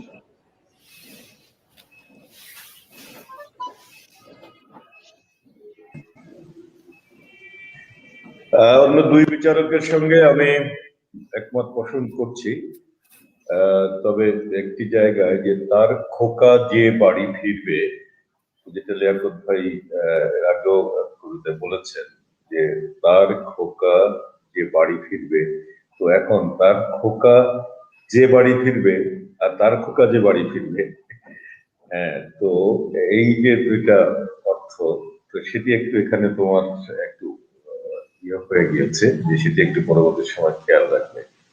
হ্যাঁ, তার খোকা যে বাড়ি ফিরবে, ঠিক আছে, আর তার খোকা যে বাড়ি ফিরবে, তো তার খোকা যে বাড়ি ফিরবে, এই দুটোর মাঝখানে একটা কেমন যেন একটা উচ্চারণ, সেটি একটু মাথায় রাখতে হবে। আর সব মিলিয়ে দুই বিচারক যেটা বলেছেন, আমি তাদের সাথে একমত, যে আমি তোমাকে 60 দিচ্ছি। আমাদের পরের প্রতিযোগী অপসরী পাল বিধি আমাদের আবৃত্তিটি পাঠিয়েছে মৌলভীবাজার থেকে। আবৃত্তি করছি সেই ফাল্গুন অমর একুশে, লিখেছেন ফারুক নওয়াজ। লিখতে চেয়েছি বাংলা ভাষায়, ডাকতে চেয়েছি মাকে, ওরা আমাদের গলা টিপে ধরে, জননীকে বেঁধে রাখে। ওরা জারি করে মৃত্যু আইন, মা বলে ডাকলে গুলি, পথে ছেড়ে দেয় জঙ্গি দানব, মুখে সেটে দেয় ঠুলি। আমরা ওদের পরোয়া করিনি, শুনিনি নিষেধ মানা, থোড়াই কেয়ার করেছি ওদের মৃত্যুর পরোয়ানা। রফিক শফিক ভাইরা আমার ভাষার মিছিলে ছোটে, কণ্ঠে সবার বর্ণমালার শিমুল পলাশ ফোটে। টরর টরর গর্জে উঠেছে ঘাতকের ছোড়াগুলি, ভাইয়ের রক্তে রাজপথ হলো পদ্মা কর্ণফুলি। সেই স্রোতধারা সমুদ্রে মিশে ঢেউ হলো উত্তাল, ছিন্ন ভিন্ন হয়ে গেল যত দানবের বেড়াজাল। আকাশে বাতাসে ওঠে জয়ধ্বনি, আমরি বাংলা ভাষা। ফাগুন হাওয়ায় মমতা ছড়ায় জননীর ভালোবাসা। সেই ভালোবাসা মাতৃভাষার বাঁধানো সোপান ধরে আসে স্বাধীনতা বিজয়ের দিন আমাদের ঘরে ঘরে। সেই ফাল্গুন অমর 21-এ শুধু আমাদেরই নয়, সালাম, রফিক, বরকত আজ ছড়িয়ে বিশ্বময়। অপসরি পালকে ধন্যবাদ। অপসরি বোধ হয় কোনো কারণে একটু মন খারাপ ছিল বা এরকম একটা কিছু বিষয় ছিল, যে কারণে শব্দগুলো উচ্চারণের সময় এক ধরনের প্রায় শব্দের সাথে এক ধরনের বিষাদ জড়িয়েছিল। উচ্চারণ মোটামুটি ভালো আছে, তোমার ওই বিষাদ থেকে বেরিয়ে আসতে পারলেই খুব চমৎকার আবৃত্তি হতো এবং ভালো করতে পারতে। আমি অপসরিকে দিয়েছি 64। হ্যাঁ, মানে আমাদের পরিচিত কবিতার ভেতরে একটি নতুনত্ব আসলো। কণ্ঠস্বরটা খুবই ভালো, প্রযুক্তির কল্যাণেও সেটা হতে পারে। প্রযুক্তি এখন অনেক কিছু করে দেয়, তারপর আমাদের কানে তো ভালো লেগেছে তার কণ্ঠস্বর, কিন্তু সেটা তো বড় কথা নয়। বড় কথা নয়, এইটা হচ্ছে আমাদের কিছু শব্দটি মানে আমি ঠিক বাংলা করতে পারি না এই জায়গাটা, মডুলেশন, মানে আবেগের মডুলেশনটা, মানে তীক্ষ্ণতা কখনো বাড়া কমা তো থাকে। আমরা যদি একই রকম ভাবে যাই, কবিতা একই রকম ভাবে তার একই স্বরে কথা বলে না, বহু স্বর থাকে, তাকে পলিফনি বলে, বহু স্বর থাকে। সেটাকে ধারণা করতে পারলে তো ভালো লাগবে না, একটা টোনই প্রায় এসে যাবে। যাই বলে এগুলো লক্ষ্য রাখলে দেখা যাবে যে কবি কি করে কোথায় ক্লাইম্যাক্স তৈরি করছেন, উপরে উঠছেন, কোথায় বা নেমে আসছেন।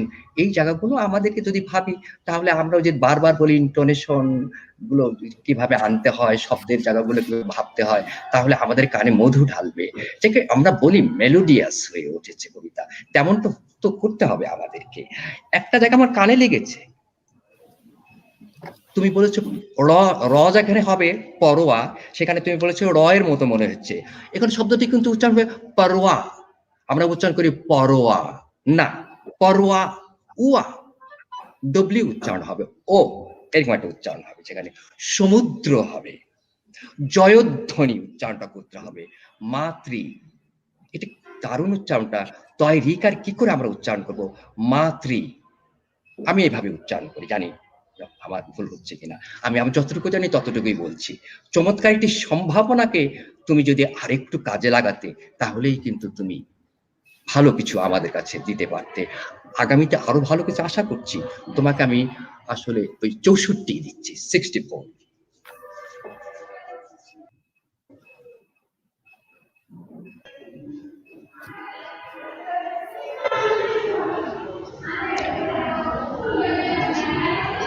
মাইক বন্ধ, অডিও আনমিউট করে নিতে হবে। রফিক ভাই, আপনার মাইকটা চালু দিতে হবে। হ্যাঁ হ্যাঁ, ঠিক আছে। যে আমি বলবো যে তোমার একটা মৌলিক ত্রুটির যে জায়গাটি আছে, সেটি একটু চর্চার মধ্য দিয়ে করতে হবে। এখন যেহেতু ডিটেলস বলেন নাই, সেটি অনেক শব্দ, যেমন যে পরোয়া, কেয়ার, বর্ণমালা ইত্যাদি, অর্থাৎ র এবং র, র এবং র, কিন্তু আমরা মনে রাখার জন্য যেটা বলি যে বয় শূন্য র আর টয় শূন্য র, আসলে ধ্বনি দুটা হচ্ছে র একটা হচ্ছে র। র, যে জিহ্বার ডগা এবং তাদের গোড়ার উপরে শক্ত তালুতে লেগে যেটা উচ্চারিত, সেটা হচ্ছে র। আর আরেকটা হচ্ছে র, র, যেটা হচ্ছে আবার জিহ্বা উল্টে উপরের তালুর মাঝখান থেকে মূর্ধন্য, মানে মূর্ধ থেকে বাড়ি, গাড়ি, শাড়ি, নাড়ি, হ্যাঁ এটা ঘোড়া। আর আরেকটা হচ্ছে র, রাত্রি, যেমন নাম রফিকুল ইসলাম। ঠিক আছে, তাহলে এই যে র, এটা তোমাকে একটু চর্চা করে, তোমাকে একটা টিপস দেই যে তুমি ওই যেটা করবে, একটা চর্চা যদি করো, যে আমরা খেলতাম ছোটবেলায়, যে আমরা মোটরসাইকেল স্টার্ট দিয়ে আসো, বা হেলিকপ্টার চালাই এরকম আর কি। এটা তাহলে রয়ের উচ্চারণটা এখানে হবে। আর আরেকটা জিহ্বাটা একেবারে উল্টা দিকে নিয়ে এই প্র্যাকটিসটা যদি তুমি করো তাহলে এই ত্রুটিটা কেটে যেতে পারে। তো এইটা একটা। আর ওই যে মাতৃভাষার কথা যেটা বললেন লিয়াকত ভাই, সেটা আসলে এটা উচ্চারণের সূত্রটা কি, নিয়মটা কি? নিয়মটা হচ্ছে যদি তোমার যে বর্ণের নিচে ব্যঞ্জনের রিকার থাকে সেটি কখনো দ্বিত্ব হয় না, সেটি একবারে উচ্চারিত হয়। কিন্তু র ফলা যখন থাকে তখন সেটা কিন্তু দ্বিত্ব হয়। যেমন রাত্রি, যাত্রী, ওখানে তো দুইবার হয়ে যায়। বজ্র, ঠিক আছে, কিন্তু এখানে রিকার আছে, তো সুতরাং ওই তটা দ্বিত্ব হবে ওটা। যেমন যে আবৃত্তি, এর আগে একবার সময় যে বয় রিকার আবৃত্তি বলি আমরা অনেকে, বকে দুইটা বলি, কিন্তু আসলে ব দুইটা না, কারণ রিকার থাকলে ওটা দ্বিত্ব হয় না, ওই বর্ণ ওটা একবার উচ্চারিত হয়। তো সে কারণে জন্য এটা মাতৃভূমি, মানে নিয়মটা হচ্ছে এইটা, যেটা লিয়াকত ভাই বলেছেন। তো ঠিক আছে, আমি তোমাকে দিলাম 62, 62। সুধী মণ্ডলী, মৌলভীবাজার থেকে আমরা এবার চলে আসলাম গাজীপুরে। এবারের প্রতিযোগী গাজীপুর জেলার নিতু চৌধুরী। পড়ছি 21-এর কবিতা, কবি আল মাহমুদ। ফেব্রুয়ারির 21 তারিখ দুপুর বেলা রক্ত বৃষ্টি নামে, বৃষ্টি কোথায় বরকতের রক্ত। হাজার যুগের সূর্য তাপে জ্বলবে এমন লাল যে, সেই লোহিতেই লাল হয়েছে কৃষ্ণচূড়ার ডাল যে। প্রভাত ফেরির মিছিল যাবে, ছড়াও ফুলের বন্যা, বিষাঙ্কিতি গাইছে পথে তিতুমিরের কন্যা। চিনতে নাকি সোনার ছেলে ক্ষুদিরামকে চিনতে, রুদ্ধশ্বাসে প্রাণ দিল যে মুক্ত বাতাস কিনতে। পাহাড়তলের মরণ চূড়ায় ঝাঁপ দিল যে অগ্নি, ফেব্রুয়ারির শোকের বর্ষণ করল তারি ভগ্নি। প্রভাত ফেরি আমায় নেবে সঙ্গে, বাংলা আমার বচন, আমি জন্মেছি এই বঙ্গে।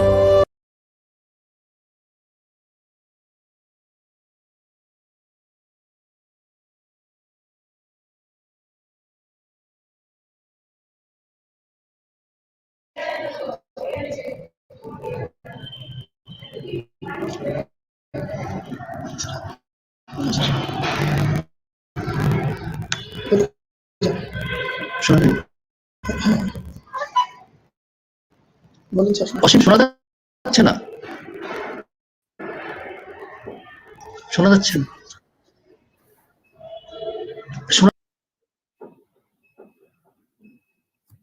এখন কি শোনা যাচ্ছে? হ্যালো, শোনা যাচ্ছে এখন? এখন শোনা যাচ্ছে? হ্যাঁ, জি শোনা যাচ্ছে, শোনা যাচ্ছে। নিতু চৌধুরীকে ধন্যবাদ সুন্দর কবিতা আবৃত্তি করার জন্য। কবিতায় সম্ভাবনা ছিল, নিতুর মধ্যে সম্ভাবনা আছে, তবে কবিতায় আমরা বারবার যে কথাটা বলছি, প্রত্যেকটা শব্দই এক ধরনের স্বরভঙ্গি প্রত্যাশা করে, প্রত্যেকটা শব্দই এক এক ধরনের স্বরভঙ্গি নির্মাণ করে। সেটির খানিকটা অভাব ছিল। এই জায়গা থেকে নিতু চৌধুরী যদি বেরিয়ে আসতে পারে, এটা আমরা নিঃসন্দেহে বলতে পারি যে নিতু চৌধুরী খুব ভালো একজন আবৃত্তিকার হবে, দেশের সেরা একজন আবৃত্তিকার হওয়ার সম্ভাবনা ওর মধ্যে আছে। আমি নিতু চৌধুরীকে 70 দিয়েছি। নিতু চৌধুরী প্রথমেই যে জায়গাটা আমাকে আকর্ষণ করেছে, বা পরে ওর অন্যরকমও লেগেছে, সেটা একটু বলার আগে আমি বলে নেই যে ওর কণ্ঠস্বরটা ভালো, সম্ভাবনাটা ভালো, চর্চাটা খুব চালিয়ে যেতে হবে, তাহলে হলে সম্ভাবনার দ্বারটা খুলে যাবে বলে মনে হয় আমার। তো কিছু জায়গাতে যেটা বলছিলাম যে চমৎকার একটা ছন্দ প্রথমেই তৈরি করেছে, যখন কবিদের একটা ডিভাইস থাকে, হ্যাঁ, এক শব্দ বারবার বলা ডিভাইস থাকে, সেটাতে কিন্তু মানে আমরা সুরের উত্থান পতনটা ঘটাতে পারি। যেমন বৃষ্টি নামে, বৃষ্টি কোথায়, এই জায়গাগুলোতে এই দুটো বৃষ্টি আসলো, কিন্তু পরের বৃষ্টিতে একটা অন্যরকম আমরা পাই, আমরা যদি পাই যে একটু বিপরীত একটা কথা বলছে, সেই জায়গাগুলোতে আমাদের একটু যদি আলাদাভাবে আমরা যদি স্বরগ্রামগুলো বা আমরা পিচ বলি, সেই জায়গাগুলোতে আমরা ব্যবহার করতে পারি, তাহলে আর ভালো হতো। এই যে কোথায় কোথায়, আমি আবারও বলছি যে এই জায়গাগুলো আমাদের সুরের জায়গাগুলো মাথায় রাখতে হবে। দৃশ্যর এখানে রয়েছে এই জায়গাগুলোতে। তারপরে ছড়াও, আমি আবারও বলছি যে এই জায়গাগুলো মাথায় রাখতে হবে। ছড়াও ফুলের বন্যা, হ্যাঁ, কিন্তু একটা জায়গাতে আমরা এটা একটা ছন্দের কবিতা, যেহেতু আমরা কখনো কখনো এর জায়গাগুলোতে আমরা ধরা পড়ে যাই, জায়গাটা অর্থটা বেরিয়ে আসতে চায়, নিষ্কাশিত হতে চায় না। তারপরে একটা শব্দ আমরা আবারও বলতে হচ্ছে আমাকে, যে ঝাঁপ শব্দটি যে অনুনাসিক্য থাকা দরকার, আমাদের যে নাসিক্য ধ্বনি, সেই জায়গাটাতে আমাদের একটু লক্ষ্য রাখলে ভালো হয়, তাতে করে সুরের জায়গাতে খুব কাজ করতে পারি আমরা। এবং জ্যোতি কোথায় দিতে হবে সেটাও কিন্তু নির্ভর করে যে আমি যেখানে জ্যোতি দেব, এমন হতে পারে যে আমি পরের শব্দকে আমরা জোর দেব, এমন হতে পারে যে ছন্দটাকে ভাগ ভাগ করে আমি জ্যোতি দেব।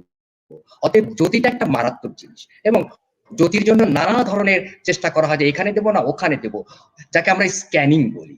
সেই স্ক্যানিংটা কিন্তু সাংঘাতিক ব্যাপার। কোথাও কোথাও আমার মনে হয়েছে, কোনো ক্ষেত্রে আমার মনে হয়েছে যে জ্যোতিটা একটু এদিক ওদিক হয়েছে, ছন্দ কেন্দ্রিক হয়ে গেছে। সেই জায়গাটা মাথায় রাখা দরকার বলে মনে করি। সম্ভাবনাটা ভালো আছে, আমি তাকে 70 দিলাম।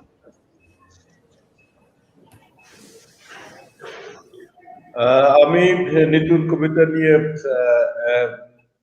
যে একটা কথাই বলবো, বাকি কথা বলা হয়ে গেছে, যে সেটি হচ্ছে যে একটু তাড়াহুড়ো ছিল, এবং সেই তাড়াহুড়োর ফলে লিয়াকত ভাই যেটা বলল যে স্ক্যানিং একটা খুবই গুরুত্বপূর্ণ একটা বিষয় আবৃত্তির ক্ষেত্রে, তো সেটি তো লিয়াকত ভাই বললেনই।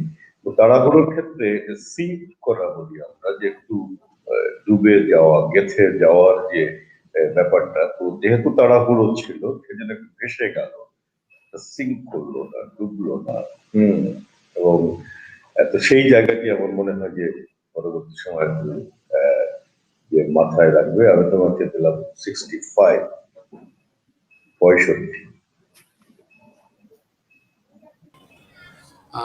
আমি এখানে একটু কথা বলতে চাই, সেটা হলো যে সব প্রতিযোগীর ক্ষেত্রে কিন্তু মিউজিক ছিল না, ব্যাকগ্রাউন্ড মিউজিক, পেছনের যে আবহ সঙ্গীতটা নিতু চৌধুরীর ক্ষেত্রে এটা ছিল। এটা যদি কোনো প্রতিযোগী বা অভিভাবক মনে করেন এটা আমরা করেছি, তাহলে ভুল। এটা অভিভাবক এইভাবেই জমা দিয়েছেন, সে কারণে আমরা এইভাবেই বাজিয়েছি। আমি এই কথাটা বললাম যে কেউ কেউ যদি আবার ভাবেন যে এর বেলায় আবহ সঙ্গীত দেওয়া হলো, আমাদেরটা দেওয়া হলো না কেন, আমরা যেভাবে ভিডিওটা পেয়েছি ওভাবেই আসলে প্লে করেছি। তো আমরা যাই পরবর্তী প্রতিযোগীর কাছে। আবার ফিরে যাই ঢাকায়, শুনবো ঢাকা থেকে জুনায়েদ লাবিব আল ওয়াসির আবৃত্তি। কোনো এক মাকে, লিখেছেন আবু জাফর ওবায়দুল্লাহ। কুমড়ো ফুলে ফুলে নুয়ে পড়েছে লতাটা, সজনে ডাঁটায় ভরে গেছে গাছটা, আর আমি ডালের বড়ি শুকিয়ে রেখেছি। খোকা, তুই কবে আসবি, কবে ছুটি? চিঠিটা তার পকেটে ছিল, ছেঁড়া আর রক্তে ভেজা। মাগো, ওরা বলে সবার কথা কেড়ে নেবে, তোমার কোলে শুয়ে গল্প শুনতে দেবে না। বলো মা, তাই কি হয়? তাই তো আমার দেরি হচ্ছে, তোমার জন্য কথার ঝুড়ি নিয়ে তবেই না বাড়ি ফিরবো। লক্ষ্মী মা, রাগ করো না, মাত্র তো আর কটা দিন। পাগল ছেলে, মা পড়ে আর হাসে, তোর উপরে রাগ করতে পারি? নারকেলের চিড়ে কোটে, মুরকি ধানের মুরকি ভাজে, এটা সেটা আরো কত কি। তার খোকা যে বাড়ি ফিরবে, ক্লান্ত খোকা। কুমড়ো ফুল শুকিয়ে গেছে, ঝরে পড়েছে ডাটা, পুইলতাটা নেতানো। খোকা এলি? ঝাপসা চোখে মা তাকায় উঠানে উঠানে, যেখানে খোকার সব শকুনেরা ব্যবচ্ছেদ করে। এখন মার চোখে চৈত্রের রোদ পুড়িয়ে দেয় শকুনিদের। তারপর দাওয়ায় বসে মা আবার ধান ভানে, বিন্নি ধানের খই ভাজে। খোকা তার কখন আসে? জোনায়েদকে ধন্যবাদ। ভালো হয়েছে, আরো ভালো হতে পারতো।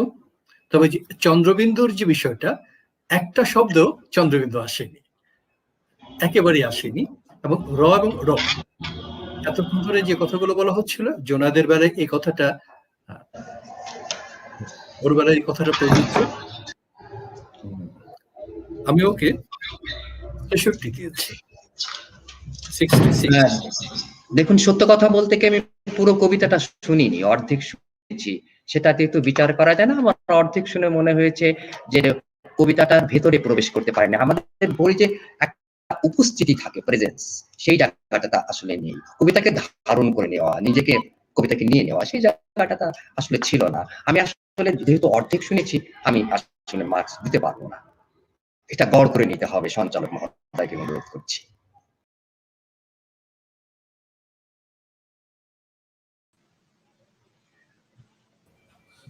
রফিক ভাই একটু হ্যাঁ হ্যাঁ হ্যাঁ, ঠিক আছে, শোনা যাচ্ছে? ইকবাল ভাই শুনতে পাচ্ছেন? শুনতে পাচ্ছি। আচ্ছা, জোনায়েদের কবিতা ভালো লেগেছে আমার, এবং ওর কে দিয়ে আমি যেটা বলবো সেটি হলো যে ও নিজেই করুক অথবা কেউ যদি তাকে নির্দেশনা দিয়ে থাকেন, কবিতার মধ্যে যে দৃশ্যগুলো আছে এবং সিকোয়েন্স গুলো আছে এবং পরিবর্তনগুলো, সেটি মানে বোঝা গেছে যে ও পরিষ্কার করতে পেরেছে, যে সেটি আমার কাছে মনে হয়েছে। আর কিছু উচ্চারণের ব্যাপার তো বলেছে। তো একটা আমি বলবো শেষে, যে সব, মানে এই যে দলবস্যা ব সব, আর দন্তস্য ব সব, সমস্ত অর্থে, আর এই মৃতদেহ সব। তো এইটা একটু মাথার মধ্যে বলার মধ্যে, যে দন্তস্য দলবস্য উচ্চারণ খুব একটা বেশি, যখন স হয় তখন খুব একটা পার্থক্য হয় না, কিন্তু বলার ধরনের মধ্য দিয়ে সেটি বোঝা যায়। তো ওই জায়গাটা একটু ওই সবটাকে যেন সমস্ত অর্থের মতো মনে হয়।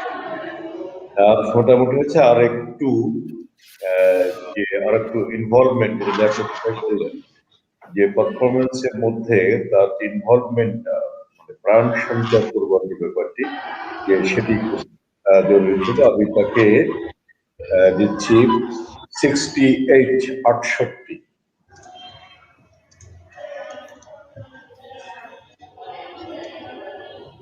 বিচারকদের ধন্যবাদ। আমাদের আরো দুজন প্রতিযোগী আছে। তো এখানে একটা প্রশ্ন এসেছে, সেটা হলো কবিতায় কি মিউজিক দেওয়া যাবে? আমি বলি যে মিউজিক দেওয়াতে তো কোনো নিষেধ নাই, কিন্তু মিউজিক দিয়ে একটু আগে যে প্রতিযোগী নিতু চৌধুরী, সে কি আসলে অন্যদের চাইতে নম্বর বেশি পেয়েছে? পায়নি কি? মিউজিক দিয়ে যে খুব লাভ হবে ব্যাপারটা তা না, বরঞ্চ তার অনেক কণ্ঠস্বর, অনেক শব্দের উচ্চারণ ঢাকা পড়ে যেতে পারে মিউজিকের অন্তরালে। আমার পরামর্শ হলো মিউজিকটা না দেওয়াই ভালো। তারপর যদি অভিভাবকরা দেন, আমরা নিষেধ করব, কারণ যে শব্দের উচ্চারণ বিচারক ঠিক মতো শুনতে পাবেন না, সেটা তো তিনি বিবেচনা করতে পারবেন না। তো সেই জন্য আবহ সঙ্গীত অনেকে প্রয়োগ জানেন না বা অল্প জানেন, তখন দেখা যায় কণ্ঠস্বরের চাইতে তার মিউজিকটার শব্দই বেশি শোনা যাচ্ছে, তখন বিচার সঠিকভাবে করতে একটু অসুবিধাই হয়। তো এটা না দেওয়াই মনে হয় ভালো, তারপর আমরা দিতে নিষেধ করব না।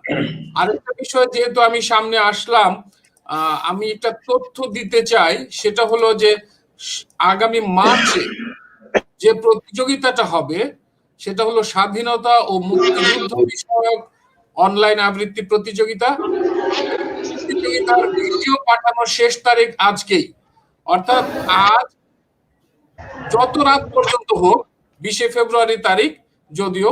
তো আমরা যেহেতু এগুলো কালকে খুলবো, সব দেখা শুরু করব, সেই হিসেবে আজকের মধ্যে পাঠালেই হবে। যদি কেউ বাদ পড়ে থাকে এখনো তৈরি করে এটা পাঠাতে পারে, তাহলে আমরা আজকে সারাদিন বা রাতের মধ্যে পাঠালেও কালকে সকালে আমরা এগুলো দেখবো কয়টা আসলো।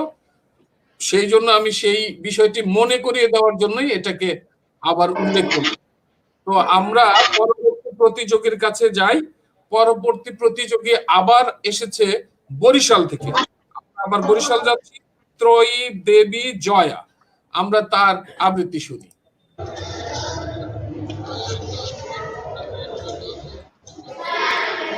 একুশের কবিতা, কবি আব্দুল গাফফার চৌধুরী। আমার ভাইয়ের রক্তে রাঙানো 21শে ফেব্রুয়ারি আমি কি ভুলিতে পারি? ছেলে হারা শত মায়ের অশ্রু গড়ায় ফেব্রুয়ারি আমি কি ভুলিতে পারি?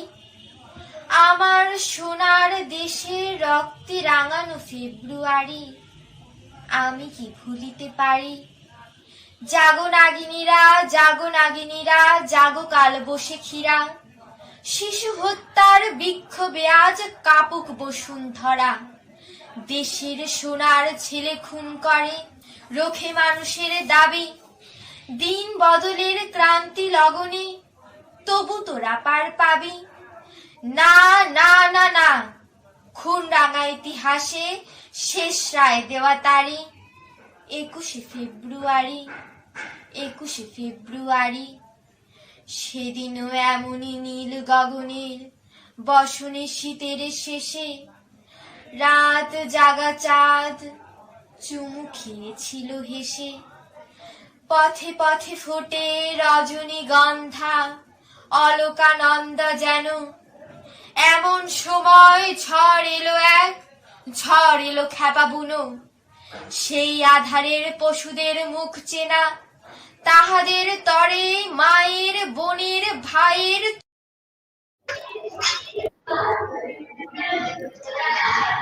জয়াকে ধন্যবাদ। যে করে এবং করে, এই সমাপিকা ক্রিয়া এবং অসমাপিকা ক্রিয়া, এই দুটার পার্থক্য বুঝতে হবে। যে কাঁপলো মানে কাঁপা, অর্থাৎ চন্দ্রবিন্দু একেবারে আসেনি, আর বলার মধ্যে একটা যেটা লিয়াকত ভাই বলেন মনোটোনাস, মানে একঘেয়েমিতা তৈরি হয়েছিল। আর এই কবিতাটা তো আসলে খুব বিখ্যাত কবিতা, আমরা বহুবার গান আবৃত্তি আকারে খুব কম শুনেছি, গানে শুনি। তো ত্রয়ী বা জয়ার সম্ভাবনা আছে, আমি জয়াকে দিয়েছি 69। হ্যাঁ, আমাদের একটা যেটা বলে সংকটের জায়গা আমাদের আছে। সেই সংকটটা আসলে কি? আমরা আসলে উ এবং ও, এবং এই যে উটা আমাদের কতটা ঠোঁট রাউন্ড হবে, গোল হবে, এবং ওতে কতটা হবে তা কিন্তু পরিষ্কার বলা আছে। এই জায়গাটাকে আমরা পার্থক্য করতে পারি না কেন? স্বরধ্বনি একটা জরুরি বিষয়, শব্দকে সাংগঠনিক করে তোলে। ও কিন্তু ভেতরে না থাকলে নিউক্লিয়াস হিসেবে কিন্তু শব্দকে ওই চালায়। এখন ওই স্বরধ্বনিগুলোকে যদি আমরা ব্যবহার করতে না পারি তাহলে তো হয় না। দুই হচ্ছে শব্দের একটা শুরু আছে, ভয়েস অনসেট, এবং পরে আছে কোডা। আমি প্রশিক্ষকদের জন্য বলছি, কোডা আছে, অর্থাৎ অন্তিম একটা জায়গা আছে, এবং কিভাবে সেটাকে সেট করতে হবে এবং কিভাবে সমাপ্তি টানতে হবে। তবে সেটা যদি মাঝখানে থাকে তাহলে একটা সমস্যা, সিনট্যাক্সের মাঝখানে বা বাক্যটির মাঝখানে থাকে, শেষ হলে তো এটা পারা যায়। যেমন বুনো, বুনোটা আমরা যে বুনোর সঙ্গে ও স্বরধ্বনিটা আছে আমরা পাই না, ফোটে আমরা পাই না, মানে ফোটের সঙ্গে যে শেষ স্বরধ্বনি এ থাকে সেটাও কিন্তু দরকার, আমাদের জন্য প্রয়োজন হয়ে পড়ে। এবং আমার কাছে মনে হয়েছে যেহেতু এটা গান, সে গানের কিছু বলবার ধরন আছে, ওদের কিছু কিছু ফ্রেজাল ব্যাপার আছে আর কি, ওইটাকে আমরা ধরলে তো আসলে আমরা পারবো না, কবিতা সেই জায়গাতে যাবে না, গানের থেকে আওলাদ নেবে কিন্তু গানের কাছে যাবে না। তো সেটার কিছু ভ্রান্তি আছে যেহেতু গান থেকে নেওয়া হয়েছে। সব মিলিয়ে আমি বলবো যে এই জায়গাগুলো, বিশেষ করে আমরা স্বরধ্বনির উপরে নজর যদি ঠিকঠাক মতো দিতে না পারি, 7টি স্বরধ্বনি আমাদের আছে, সেইগুলো যদি উচ্চারণটা আমরা জানি, কোয়ালিটিটা, গুণগত দিক যদি আমরা না তৈরি করতে পারি, তাহলে আমরা কিছুতেই শব্দের এবং সুরের জায়গাতে পৌঁছতে পারবো না। আমাদের ল্যাঙ্গুয়েজটা আবার বলে, আমাদের ভাষাটা আবারও বলি যে টোন ল্যাঙ্গুয়েজ, এবং সেটা কখনোই কিন্তু একবারে ইংরেজির মতো স্ট্রেস করে না, সুর তৈরি হয়। পৃথিবীর যতগুলো ভাষার ভিতরে আছে তার ভিতরেও আমাদের ভাষাটা হচ্ছে টোন ল্যাঙ্গুয়েজ, সেটা আমাদের কিন্তু সবসময় মাথায় রাখতে হবে। আমি তাকে আসলে 68 দিলাম।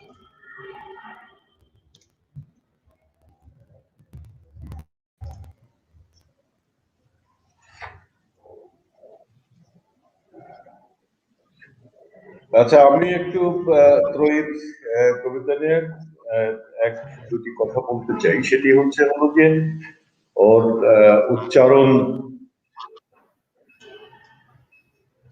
হ্যাঁ, আমাকে শোনা যাচ্ছে? শোনা যাচ্ছে।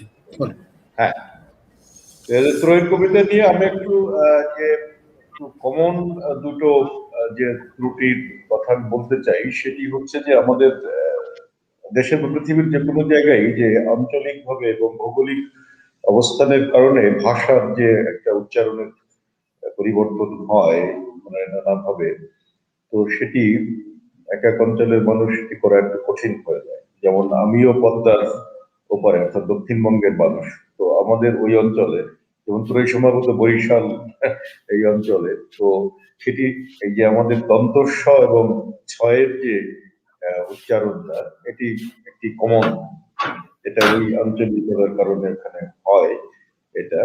তো সেটি একটু আমি বলি যে দন্তস্ব এটা বলার মধ্যেই একটা আছে, যে কারণ দাঁতের সাথে একটা সম্পর্ক আছে, যে জিহ্বার ডগা দাঁতের গোড়ায় লেগে এটা এই স্বটা উচ্চারিত হয় দন্তস্ব। আর ছ যদি আমি বলি তাহলে সেটি হচ্ছে যে জিহ্বার ডগার একটু উপরে এবং আমাদের যে শক্ত যেটাকে আমরা বলি অর্থাৎ দাঁতের গোড়া একটু সামনে এগিয়ে উপরের তালুতে যে একটু অসমান একটু পাকা জায়গা আছে, ওখানে লেগে একটু ঘষে ছ আর দন্তস্বরের উপর।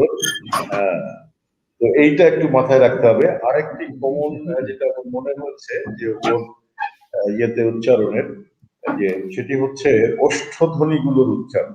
ওষ্ঠধ্বনি অর্থাৎ প বর্গীয় যে ধ্বনি আছে, যে প, খ, ব, খ, ম, তো এইটা যে ঠোঁট যে লাগতে হবে, দুই ঠোঁট লেগে উচ্চারণ হয়। খ, খ, খ, খ, দুটোর পার্থক্য আছে। তো সেটি একটু ওকে যত্নবান হতে হবে যে ওষ্ঠধ্বনি গুলো উচ্চারণের ক্ষেত্রে যে প, খ, ব, খ, ম দুটো ঠোঁটই লাগতে হবে। এটাই তো সব মিলিয়ে যে বাকি কথাগুলো তো বলা হয়েছেই। তো আমিও তাকে দিলাম 67।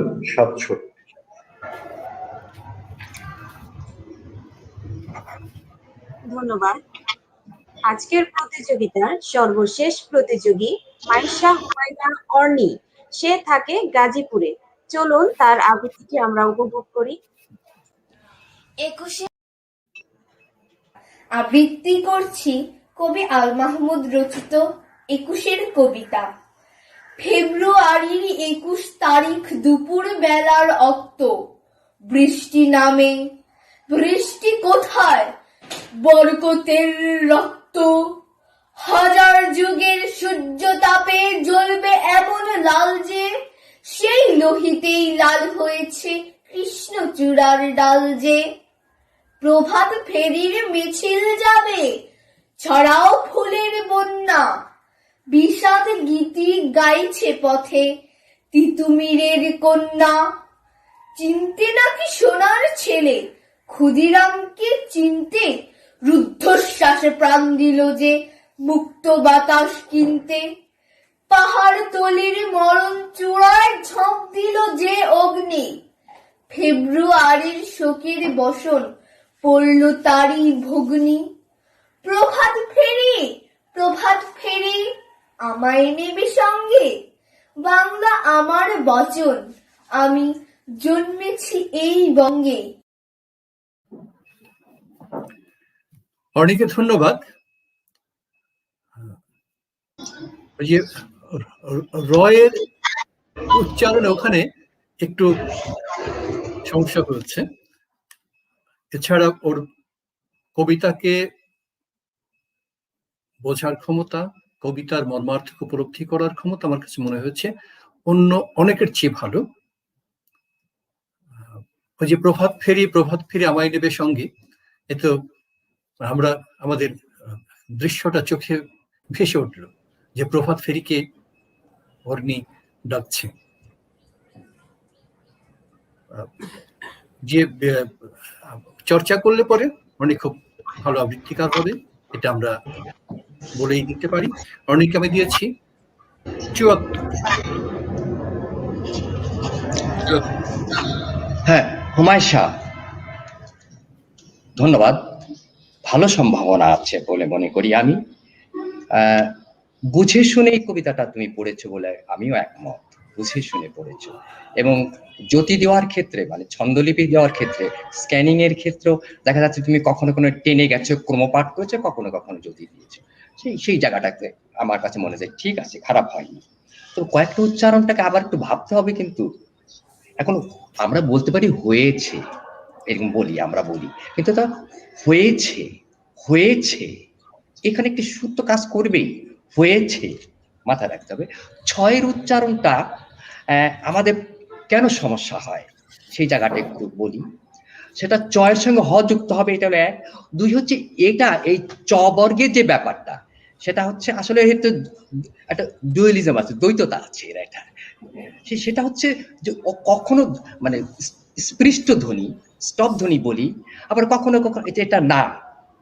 এই যে দ্বৈততা, এইটা কি করে,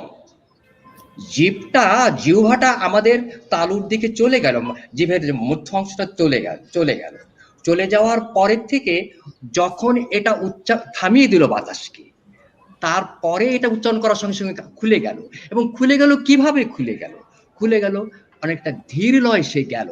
এইটা অন্য কোনো ধ্বনির ব্যাপারে কখনই হয় না, একটু যেন প্রলম্বিত হয়, ডিলেড রিলিজ বলে। আমি যারা প্রশিক্ষক তাদেরকে বলি ডিলেড রিলিজ। তার অর্থটা আমার দাঁড়াচ্ছে কি, চ ছ জ, এই জায়গাগুলো আমাদের মাথায় রাখতে হবে যে ডিলেড রিলিজ এবং দুটো, একটা হচ্ছে ঘর্ষণজাত ধ্বনি আর একটা হচ্ছে স্টপ ধ্বনি বা ঘৃষ্ট ধ্বনি, যাকে স্পৃষ্ট ধ্বনি বলে। এই দুটো সংমিশ্রণ আছে তো এই জায়গাটাতে, সেজন্য আমরা পারি না, আমরা এটা উচ্চারণ করতে পারি না। এর পুরো নামটি হচ্ছে ঘৃষ্ট ধ্বনি। এটা যদি আমরা মাথায় রাখি তাহলে আমরা ভালো উচ্চারণ করতে পারবো। আরেকটি শব্দ পড়ল, পরিষ্কার হয় না জায়গাটা, পড়লটা আমার কাছে পরিষ্কার হয় না, এটা ঠিক রাখতে হবে জিনিস। ছন্দটা এখানে খুব বেশি তুমি ব্যবহার করতে চাওনি, তারপর তো থাকতেই হয়। সব মিলিয়ে আমার আগের বিচারক ৭৪ দিয়েছেন, আমি এই মুহূর্তে একটু একটা বেশি দিতে চাই, ৭৫ দিতে চাই, 75 দিতে চাই।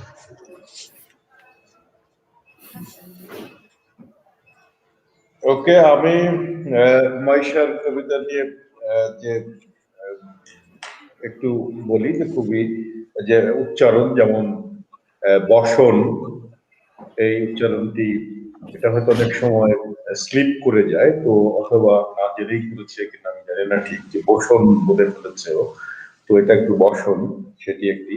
আর চন্দ্রবিন্দুতে নাসিক্য হবে, কিন্তু সেই নাসিক্যটা এরকম নয়, একেবারে ঝোঁকটা এত বেশি দিয়ে যে উচ্চারণ করা যে ওটা একটা পূর্ণ নয়ের মতো হয়ে যাচ্ছে। তো সেটি একটু খেয়াল রাখতে হবে যে চন্দ্রবিন্দু থাকলে সেটা যে উচ্চারণটা একেবারে এত বেশি নয়, বা জোর দিতে যে খুব বেশি রকম মানে যে চলে আসলো সামনে, যে ওটা খুব যে ছুঁয়ে যাওয়ার মতো যে নাসিক্যটা হবে, সেটা একটু মাথায় রাখতে হবে। আর তার প্রক্ষেপণ খুব ভালো লেগেছে যে এই কবিতার সঙ্গে মিলিয়ে তার যে স্বরূপ প্রক্ষেপণ, সেটি অনেক চমৎকার, অনেক ভালো ছিল। আমিও তাকে 75 দিচ্ছি।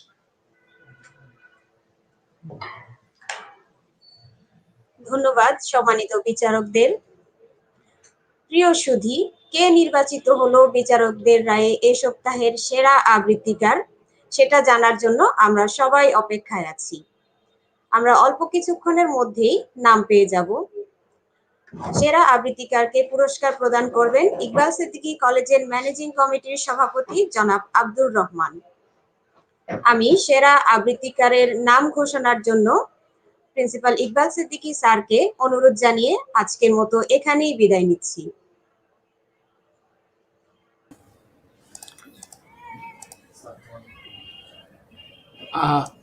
ধন্যবাদ সঞ্চালককে আজকের এই আবৃত্তির তৃতীয় পর্ব সঞ্চালনার জন্য। আসলে আমি নাম ঘোষণা করার আগে আজকে যারা বিচারকের দায়িত্ব পালন করলেন তাদের প্রচন্ড ব্যস্ততম সময় থেকে এমন একটি উদ্যোগের সাথে নিজেদেরকে সম্পৃক্ত রেখে যারা আমাদেরকে সময় দিলেন শিশুদের আবৃত্তির বা শুদ্ধ উচ্চারণ, কবিতার উপলব্ধি জাগ্রত করার যে আমাদের প্রচেষ্টা, এই প্রচেষ্টার সাথে যারা সংযুক্ত থাকলেন, আমি তাদের কাছ থেকে এই প্রতিযোগিতা সম্পর্কে কিছু কথা শুনতে চাই। তার আগে আমি শুধু এতটুকুই বলবো যে আজকে কিছু কারিগরি ত্রুটি হয়েছে প্রচারের ক্ষেত্রে, যেটা গত দুদিন ছিল না। তো সেই জন্য আসলে আমরা দুঃখ প্রকাশ, তো আসলে আমরা দুঃখ প্রকাশ করি কিন্তু দুঃখের মতো মনে হয় না। আমার এক ছাত্র সেদিন বলল আমাকে, সে জাপানে থাকে, সে বলল যে তাকে কোন জাপানি বলেছে যে তোমরা সরি বলো কিন্তু তবু সরিটা সরির মতো হয় না, হাসতে হাসতে তোমরা সরি বলো। এটা কেমন কথা? সরি বললে তো তোমার চেহারায় বোঝা যেতে হবে যে তুমি আসলেই সরি। তো তুমি মুখ দিয়ে হাসছো, তোমার দাঁত বের হয়ে আছে আর তুমি সরি বলছো, এটা তো আসলে সরি বলা হয় না। তো আমরাও আসলে অনেক সময় দুঃখ প্রকাশ করি, দুঃখিত না হয়েই দুঃখ প্রকাশ করি, বলতে হয় তাই বলি।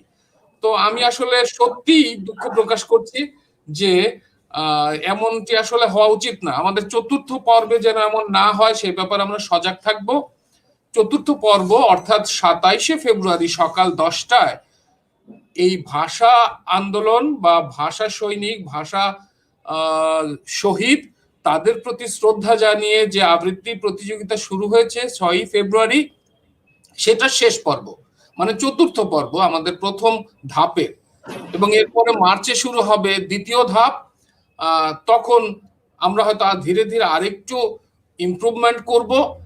তো আজকের এই প্রতিযোগিতায় যারা সম্পৃক্ত থাকলেন তাদের কাছ থেকে আসলে বিশেষ করে বিচারকদের, যদিও তারা মাঝখানে অনেক মন্তব্য করেছেন, কিন্তু সার্বিকভাবে আজকের পর্ব সম্পর্কে আমি প্রথমে মন্তব্য শুনতে চাইব মুক্তিযুদ্ধ জাদুঘরের সাথে যিনি সংশ্লিষ্ট দায়িত্ব পালন করছেন, তিনি বাংলাদেশ আবৃত্তি সমন্বয় পরিষদ, তাই তো আমি যদি ঠিক বলে থাকি, সমন্বয় পরিষদের সভাপতি মণ্ডলীর সদস্য হিসেবে কাজ করছেন, মুক্তধারা আবৃত্তি সংগঠনের সভাপতির কাজ করছেন, আরো নানান কাজে তিনি জড়িত আছেন।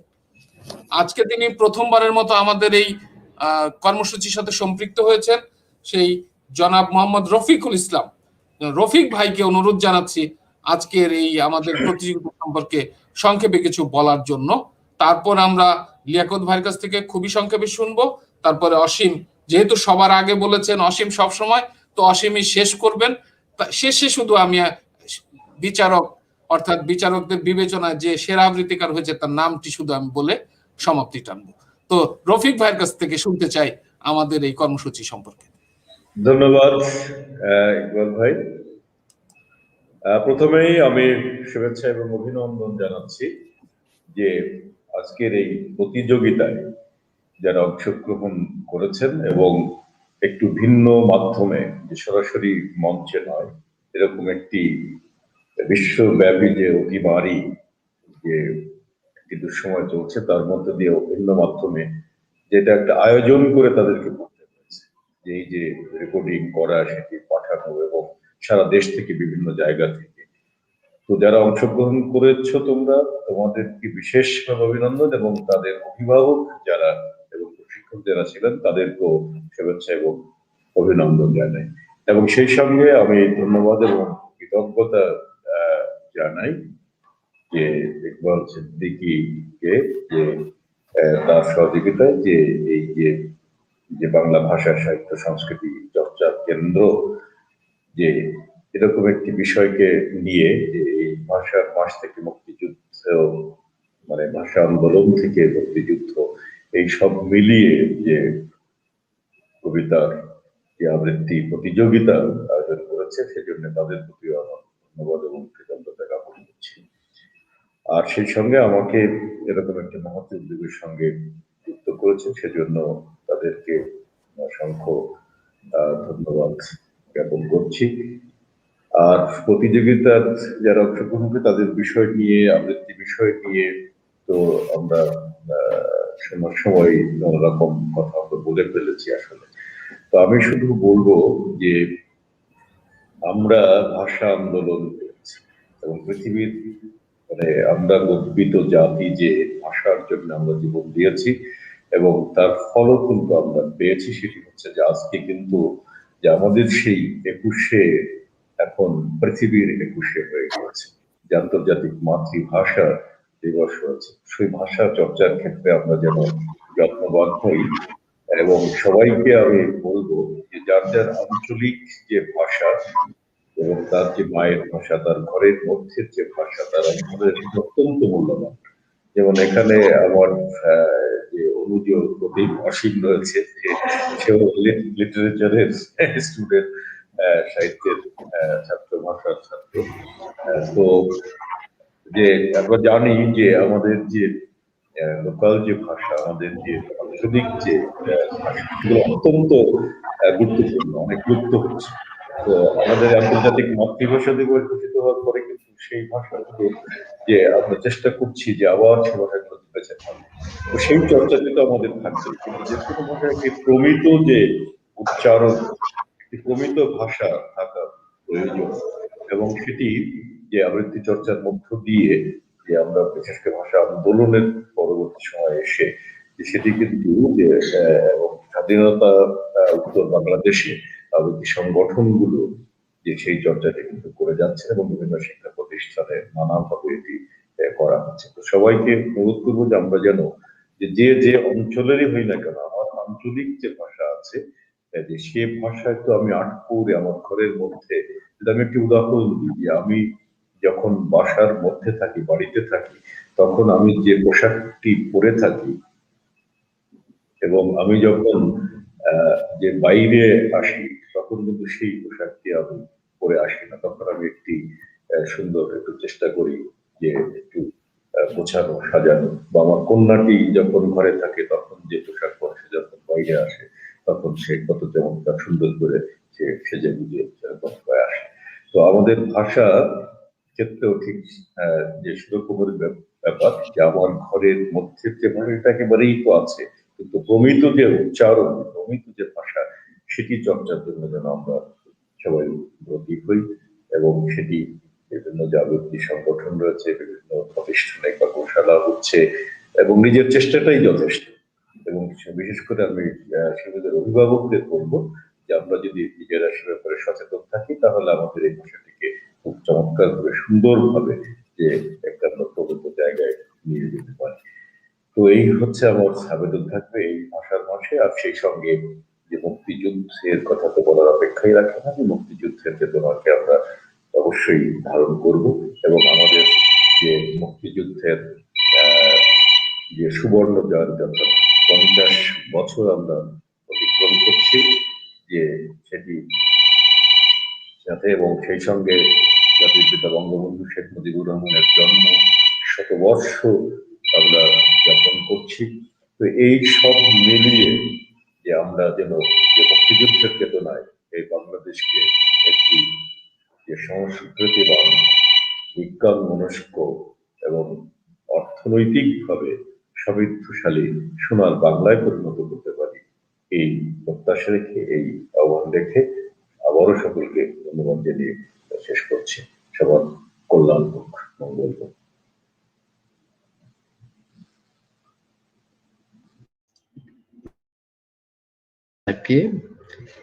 পরিচয় হলো, আবার নতুন করে তার কথা শুনলাম। আমি নিজেও নিজেও জেনেছি অনেক কিছু জানা যায় দুই জায়গা থেকে, একটা যারা অংশগ্রহণ করেন এবং যারা বিচার করেন, আমার সহ বিচারক যারা আছেন, তাদের কাছ থেকে শেখা যায় অনেক কিছুই। আমি ধন্যবাদ জানাই যে এই ধরনের একটি মুক্ত মঞ্চে, ওপেন প্ল্যাটফর্মে আমাদেরকে নিয়ে আসা হয়েছে। যিনি আয়োজন করেছেন প্রিন্সিপাল ইকবাল সিদ্দিকী, তাকে আমি ধন্যবাদ জানাই। কারণ আমরা আবৃত্তি নিয়ে বলে থাকি, তাদের জন্য কিন্তু একটা ভালো একটা সুযোগ জায়গা, এটা সুযোগের এক সুযোগ তৈরি করে দিয়েছেন। এই সুযোগটাকে আমরা গ্রহণ করতে চাই এবং আরো বেশি করে আমরা এর সঙ্গে সংযুক্ত হতে চাই এই জায়গাটাতে। এবং আমি ব্যক্তিগতভাবে মনে করি যে বাংলাদেশের একটা বড় প্ল্যাটফর্মে আমরা আছি। এই প্ল্যাটফর্মটি কি করে আরো সুন্দর করে রাখা যায়, প্রাতিষ্ঠানিকতা দেওয়া যায়, সেই জায়গা চিন্তা করতে হবে। কারণ অনেক ছেলে মেয়ে এই প্ল্যাটফর্মে থেকে আরো ভালো কিছু চিন্তা করতে পারবে, শিখতে পারবে, এটা আমরা আশা করি। বিচারকরা সেই জায়গা, এই যে চ্যালেঞ্জটা নিয়েছে, মুক্তভাবে বলে যাওয়া, তার মার্কসগুলোকে বলে দেওয়া, সমালোচনা করে, এটা কিন্তু তার চারটিখানি কথা নয়, সাংঘাতিক একটি চ্যালেঞ্জের জায়গা এটা। এই চ্যালেঞ্জটাকে আমরা গ্রহণ করেছি এবং গ্রহণ করার জন্য আমাদের অনেক ত্রুটি ধরা পড়বে, বিচারকের তো অনেক ত্রুটি থাকবে। আমরা তো একদম বলা যেতে পারে সব জানি এমন না, ভাষার কোনো কিছুই তেমন বিশালভাবে জানা যায় না, যতটুকু জানি ততটুকুই তো আমরা বলি। কিন্তু যারা করলেন, যাদের জন্য আজকে আমরা এইটুকু সবাই মিলে উপস্থিত হলাম, সেইটা কিন্তু আমাদের মাথায় রাখতে হবে যে ওদের কি করে উৎসাহিত করবো। বলে দেওয়া হয়েছে, তারপর আবারও বলছি যে আমরা কি করে তাদেরকে আবার একটা এই প্ল্যাটফর্মের ভিতরে তাদের আমরা রাখবো এবং রেখে তাদেরকে ক্রমাগত আমরা তাদের উচ্চতর জায়গাতে আমরা নিয়ে যেতে পারি কিনা সেটা চিন্তা করতে হবে। সেটা অবশ্যই প্রিন্সিপাল ইকবাল সিদ্দিকীকে চিন্তা করতে হবে। এখন কয়েকটা সাধারণ জায়গাতে আমাদের কথা বলতে হবে, সেটা হলো এই ছোট্ট করে বলছি, সেটা হলো আমাদের ওদের কিছু পদ্ধতি যদি ধরিয়ে দেই যে এই পদ্ধতিগুলো আসলে তোমরা পালন করলে খুব তোমার একটা ভালো জায়গাতে যেতে পারবে। প্রথমেই আমরা মনে করি যে প্রায় আমাদের এই যে আবৃত্তির ঐতিহ্য ৫,০০০ বছর আগেকার ঐতিহ্য, ৫,০০০ বছর আগে থেকে এটা আরো বেশি হয়তো আছে, কারণ তখন শ্রুতিবিদ্যাটা ছিল, থাকার জন্য উচ্চারণটাকে সাংঘাতিক মূল্য দিত। প্রথমেই যেটা হতো সেটা হলো এই পাদপাঠ, অর্থাৎ যা আছে, যে শ্লোকটি আছে বা যে জিনিসটা আছে, যা লেখা হয়েছে, তাকে ভেঙে ভেঙে পদ পাঠ করতে হবে এবং বুঝতে হবে পদ পাঠে, তার উচ্চারণটা ভালো করে জানতে হবে। এরপরেই না যাওয়া যাবে ক্রমপাঠে, পাঠে যাওয়া যেতে হবে। তারপরেই না যাওয়া যাবে, ওরা যেটা বলছে জটা পাঠে যেতে হবে, জড়িয়ে পড়বার জায়গাতে যেতে হবে। তারপরেই না আছে মালা পাঠ করতে হবে, বারবার ঘুরিয়ে ঘুরিয়ে পড়তে হবে, আবর্তনে আসতে হবে জায়গাগুলোতে, ক্রমান্বয়ে ব্যক্ত করে তুলতে হবে যে আবৃত্তির যে মূল ধাতু ব্রি জায়গাটা আসতে হবে। তারপরেই না আছে দেখা যায় যে আসলে শিখা পাঠ, আগুনের মতো লেলিহান শিখা জ্বালিয়ে দিতে হবে। সেখানে শঙ্খ ঘোষ বলেছেন শব্দের শিখা জ্বালাতে হবে। কত আগেকার এই কথাটা বলা হয়েছে, শিখা পাঠ। এবং শেষে বলা হচ্ছে আসলে মনোপাঠ, অর্থাৎ আবেগ দিয়ে, মন এবং যুক্তি দিয়ে পাঠটা করতে হবে। এই যে ধাপগুলো আগেই তো আমাদের এখানে তৈরি করেছে ভারত। এই জায়গাগুলো যদি আমরা ঠিকঠাক মতো করি তাহলে কৃত্রিমতাটা আসে না। এবং উচ্চারণ যিনি প্রশিক্ষণ দেবেন তিনি পাদপাঠের সময় উচ্চারণগুলো এবং সুরের ওঠানামাগুলো থেকে তারা দেখবেন। এইগুলো যদি, এই জায়গাগুলো যদি কেউ যদি মনে রাখেন, আমি জানি না, আমি এইটাকে সবসময় ব্যবহার করার চেষ্টা করি, তাহলে আমার মনে হয় যে একটা পথ তারা পেয়ে যাবেন, একটা টুল তারা পেয়ে যাবেন, যেখান থেকে তারা আসলে তাদের আবৃত্তিটাকে তৈরি করতে পারবেন। আমি আবারও ধন্যবাদ জানাই এবং ধন্যবাদ জানাই যে এই প্ল্যাটফর্মটি যেন কোনো ক্রমে আমাদের শেষ হয়ে যাওয়ার পর, এপ্রিলের পরে শেষ হবে, যেন এটা শেষ না হয়ে যায়, সেদিকে আমাদের লক্ষ্য রাখতেই হবে। সবাইকে এই সহযোগিতা প্রিন্সিপাল ইকবাল সিদ্দিকীকে করতে হবে। ধন্যবাদ। ধন্যবাদ জানাচ্ছি বন্ধুবর ইকবাল সিদ্দিকীকে, অভিনন্দন জানাচ্ছি রফিক ভাই, লিয়াকত ভাইকে, এবং আমাদের সাথে যারা যুক্ত আছেন তারা এভাবে আমাদের সাথে থাকবেন, আমাদেরকে এইভাবে সহযোগিতা করবেন এবং শুদ্ধ বাচন ভঙ্গির যে বিষয়টি, সেটি আমরা প্রতিনিয়ত চর্চা করব এবং চর্চার মধ্য দিয়ে আমরা আমাদের বাংলা ভাষার শুদ্ধতাকে যেমন রক্ষা করব, বাংলা ভাষাকে সমৃদ্ধ করার ক্ষেত্রে ভূমিকা রাখবো। এই বলে আমি আমার কথা শেষ করছি। সবার জন্য অনেক অনেক শুভকামনা। সবাই ভালো থাকবেন। ধন্যবাদ জনাব রফিকুল ইসলাম, ধন্যবাদ লিয়াকত চৌধুরী, ধন্যবাদ অধ্যাপক অসীম বিভাকর। আমি এখন আর কথা না বাড়িয়ে সরাসরি চলে যাই কে হয়েছে এই সপ্তাহের সেরা আবৃত্তিকার, তার নাম ঘোষণা করব। এবং আমরা জানি এই আবৃত্তিকারকে পুরস্কার দিচ্ছেন ইকবাল সিদ্দিকী কলেজের ম্যানেজিং কমিটির সভাপতি জনাব আব্দুর রহমান। এই সপ্তাহে সেরা আবৃত্তিকার হয়েছে পিরোজপুর থেকে সাফওয়ান মল্লিক। সাফওয়ান মল্লিককে অভিনন্দন, অন্য সবাইকে অভিনন্দন, সকল অংশগ্রহণকারীকে। সাফওয়ান মল্লিক, তোমার পুরস্কারটি পৌঁছে যাবে আশা করি কুরিয়ার সার্ভিসের মাধ্যমে আগামী শনিবার সকাল 10টায়। আবারও আমাদের এই অনলাইন আবৃত্তি প্রতিযোগিতায় সংযুক্ত হওয়ার আহ্বান জানিয়ে সবাইকে আবারও ধন্যবাদ এবং শুভেচ্ছা জানিয়ে আজকের মতো এই অনুষ্ঠানের সমাপ্তি টানছি। সবাই ভালো থাকবেন, অন্যদেরকেও ভালো রাখার চেষ্টা করবেন। আল্লাহ হাফেজ।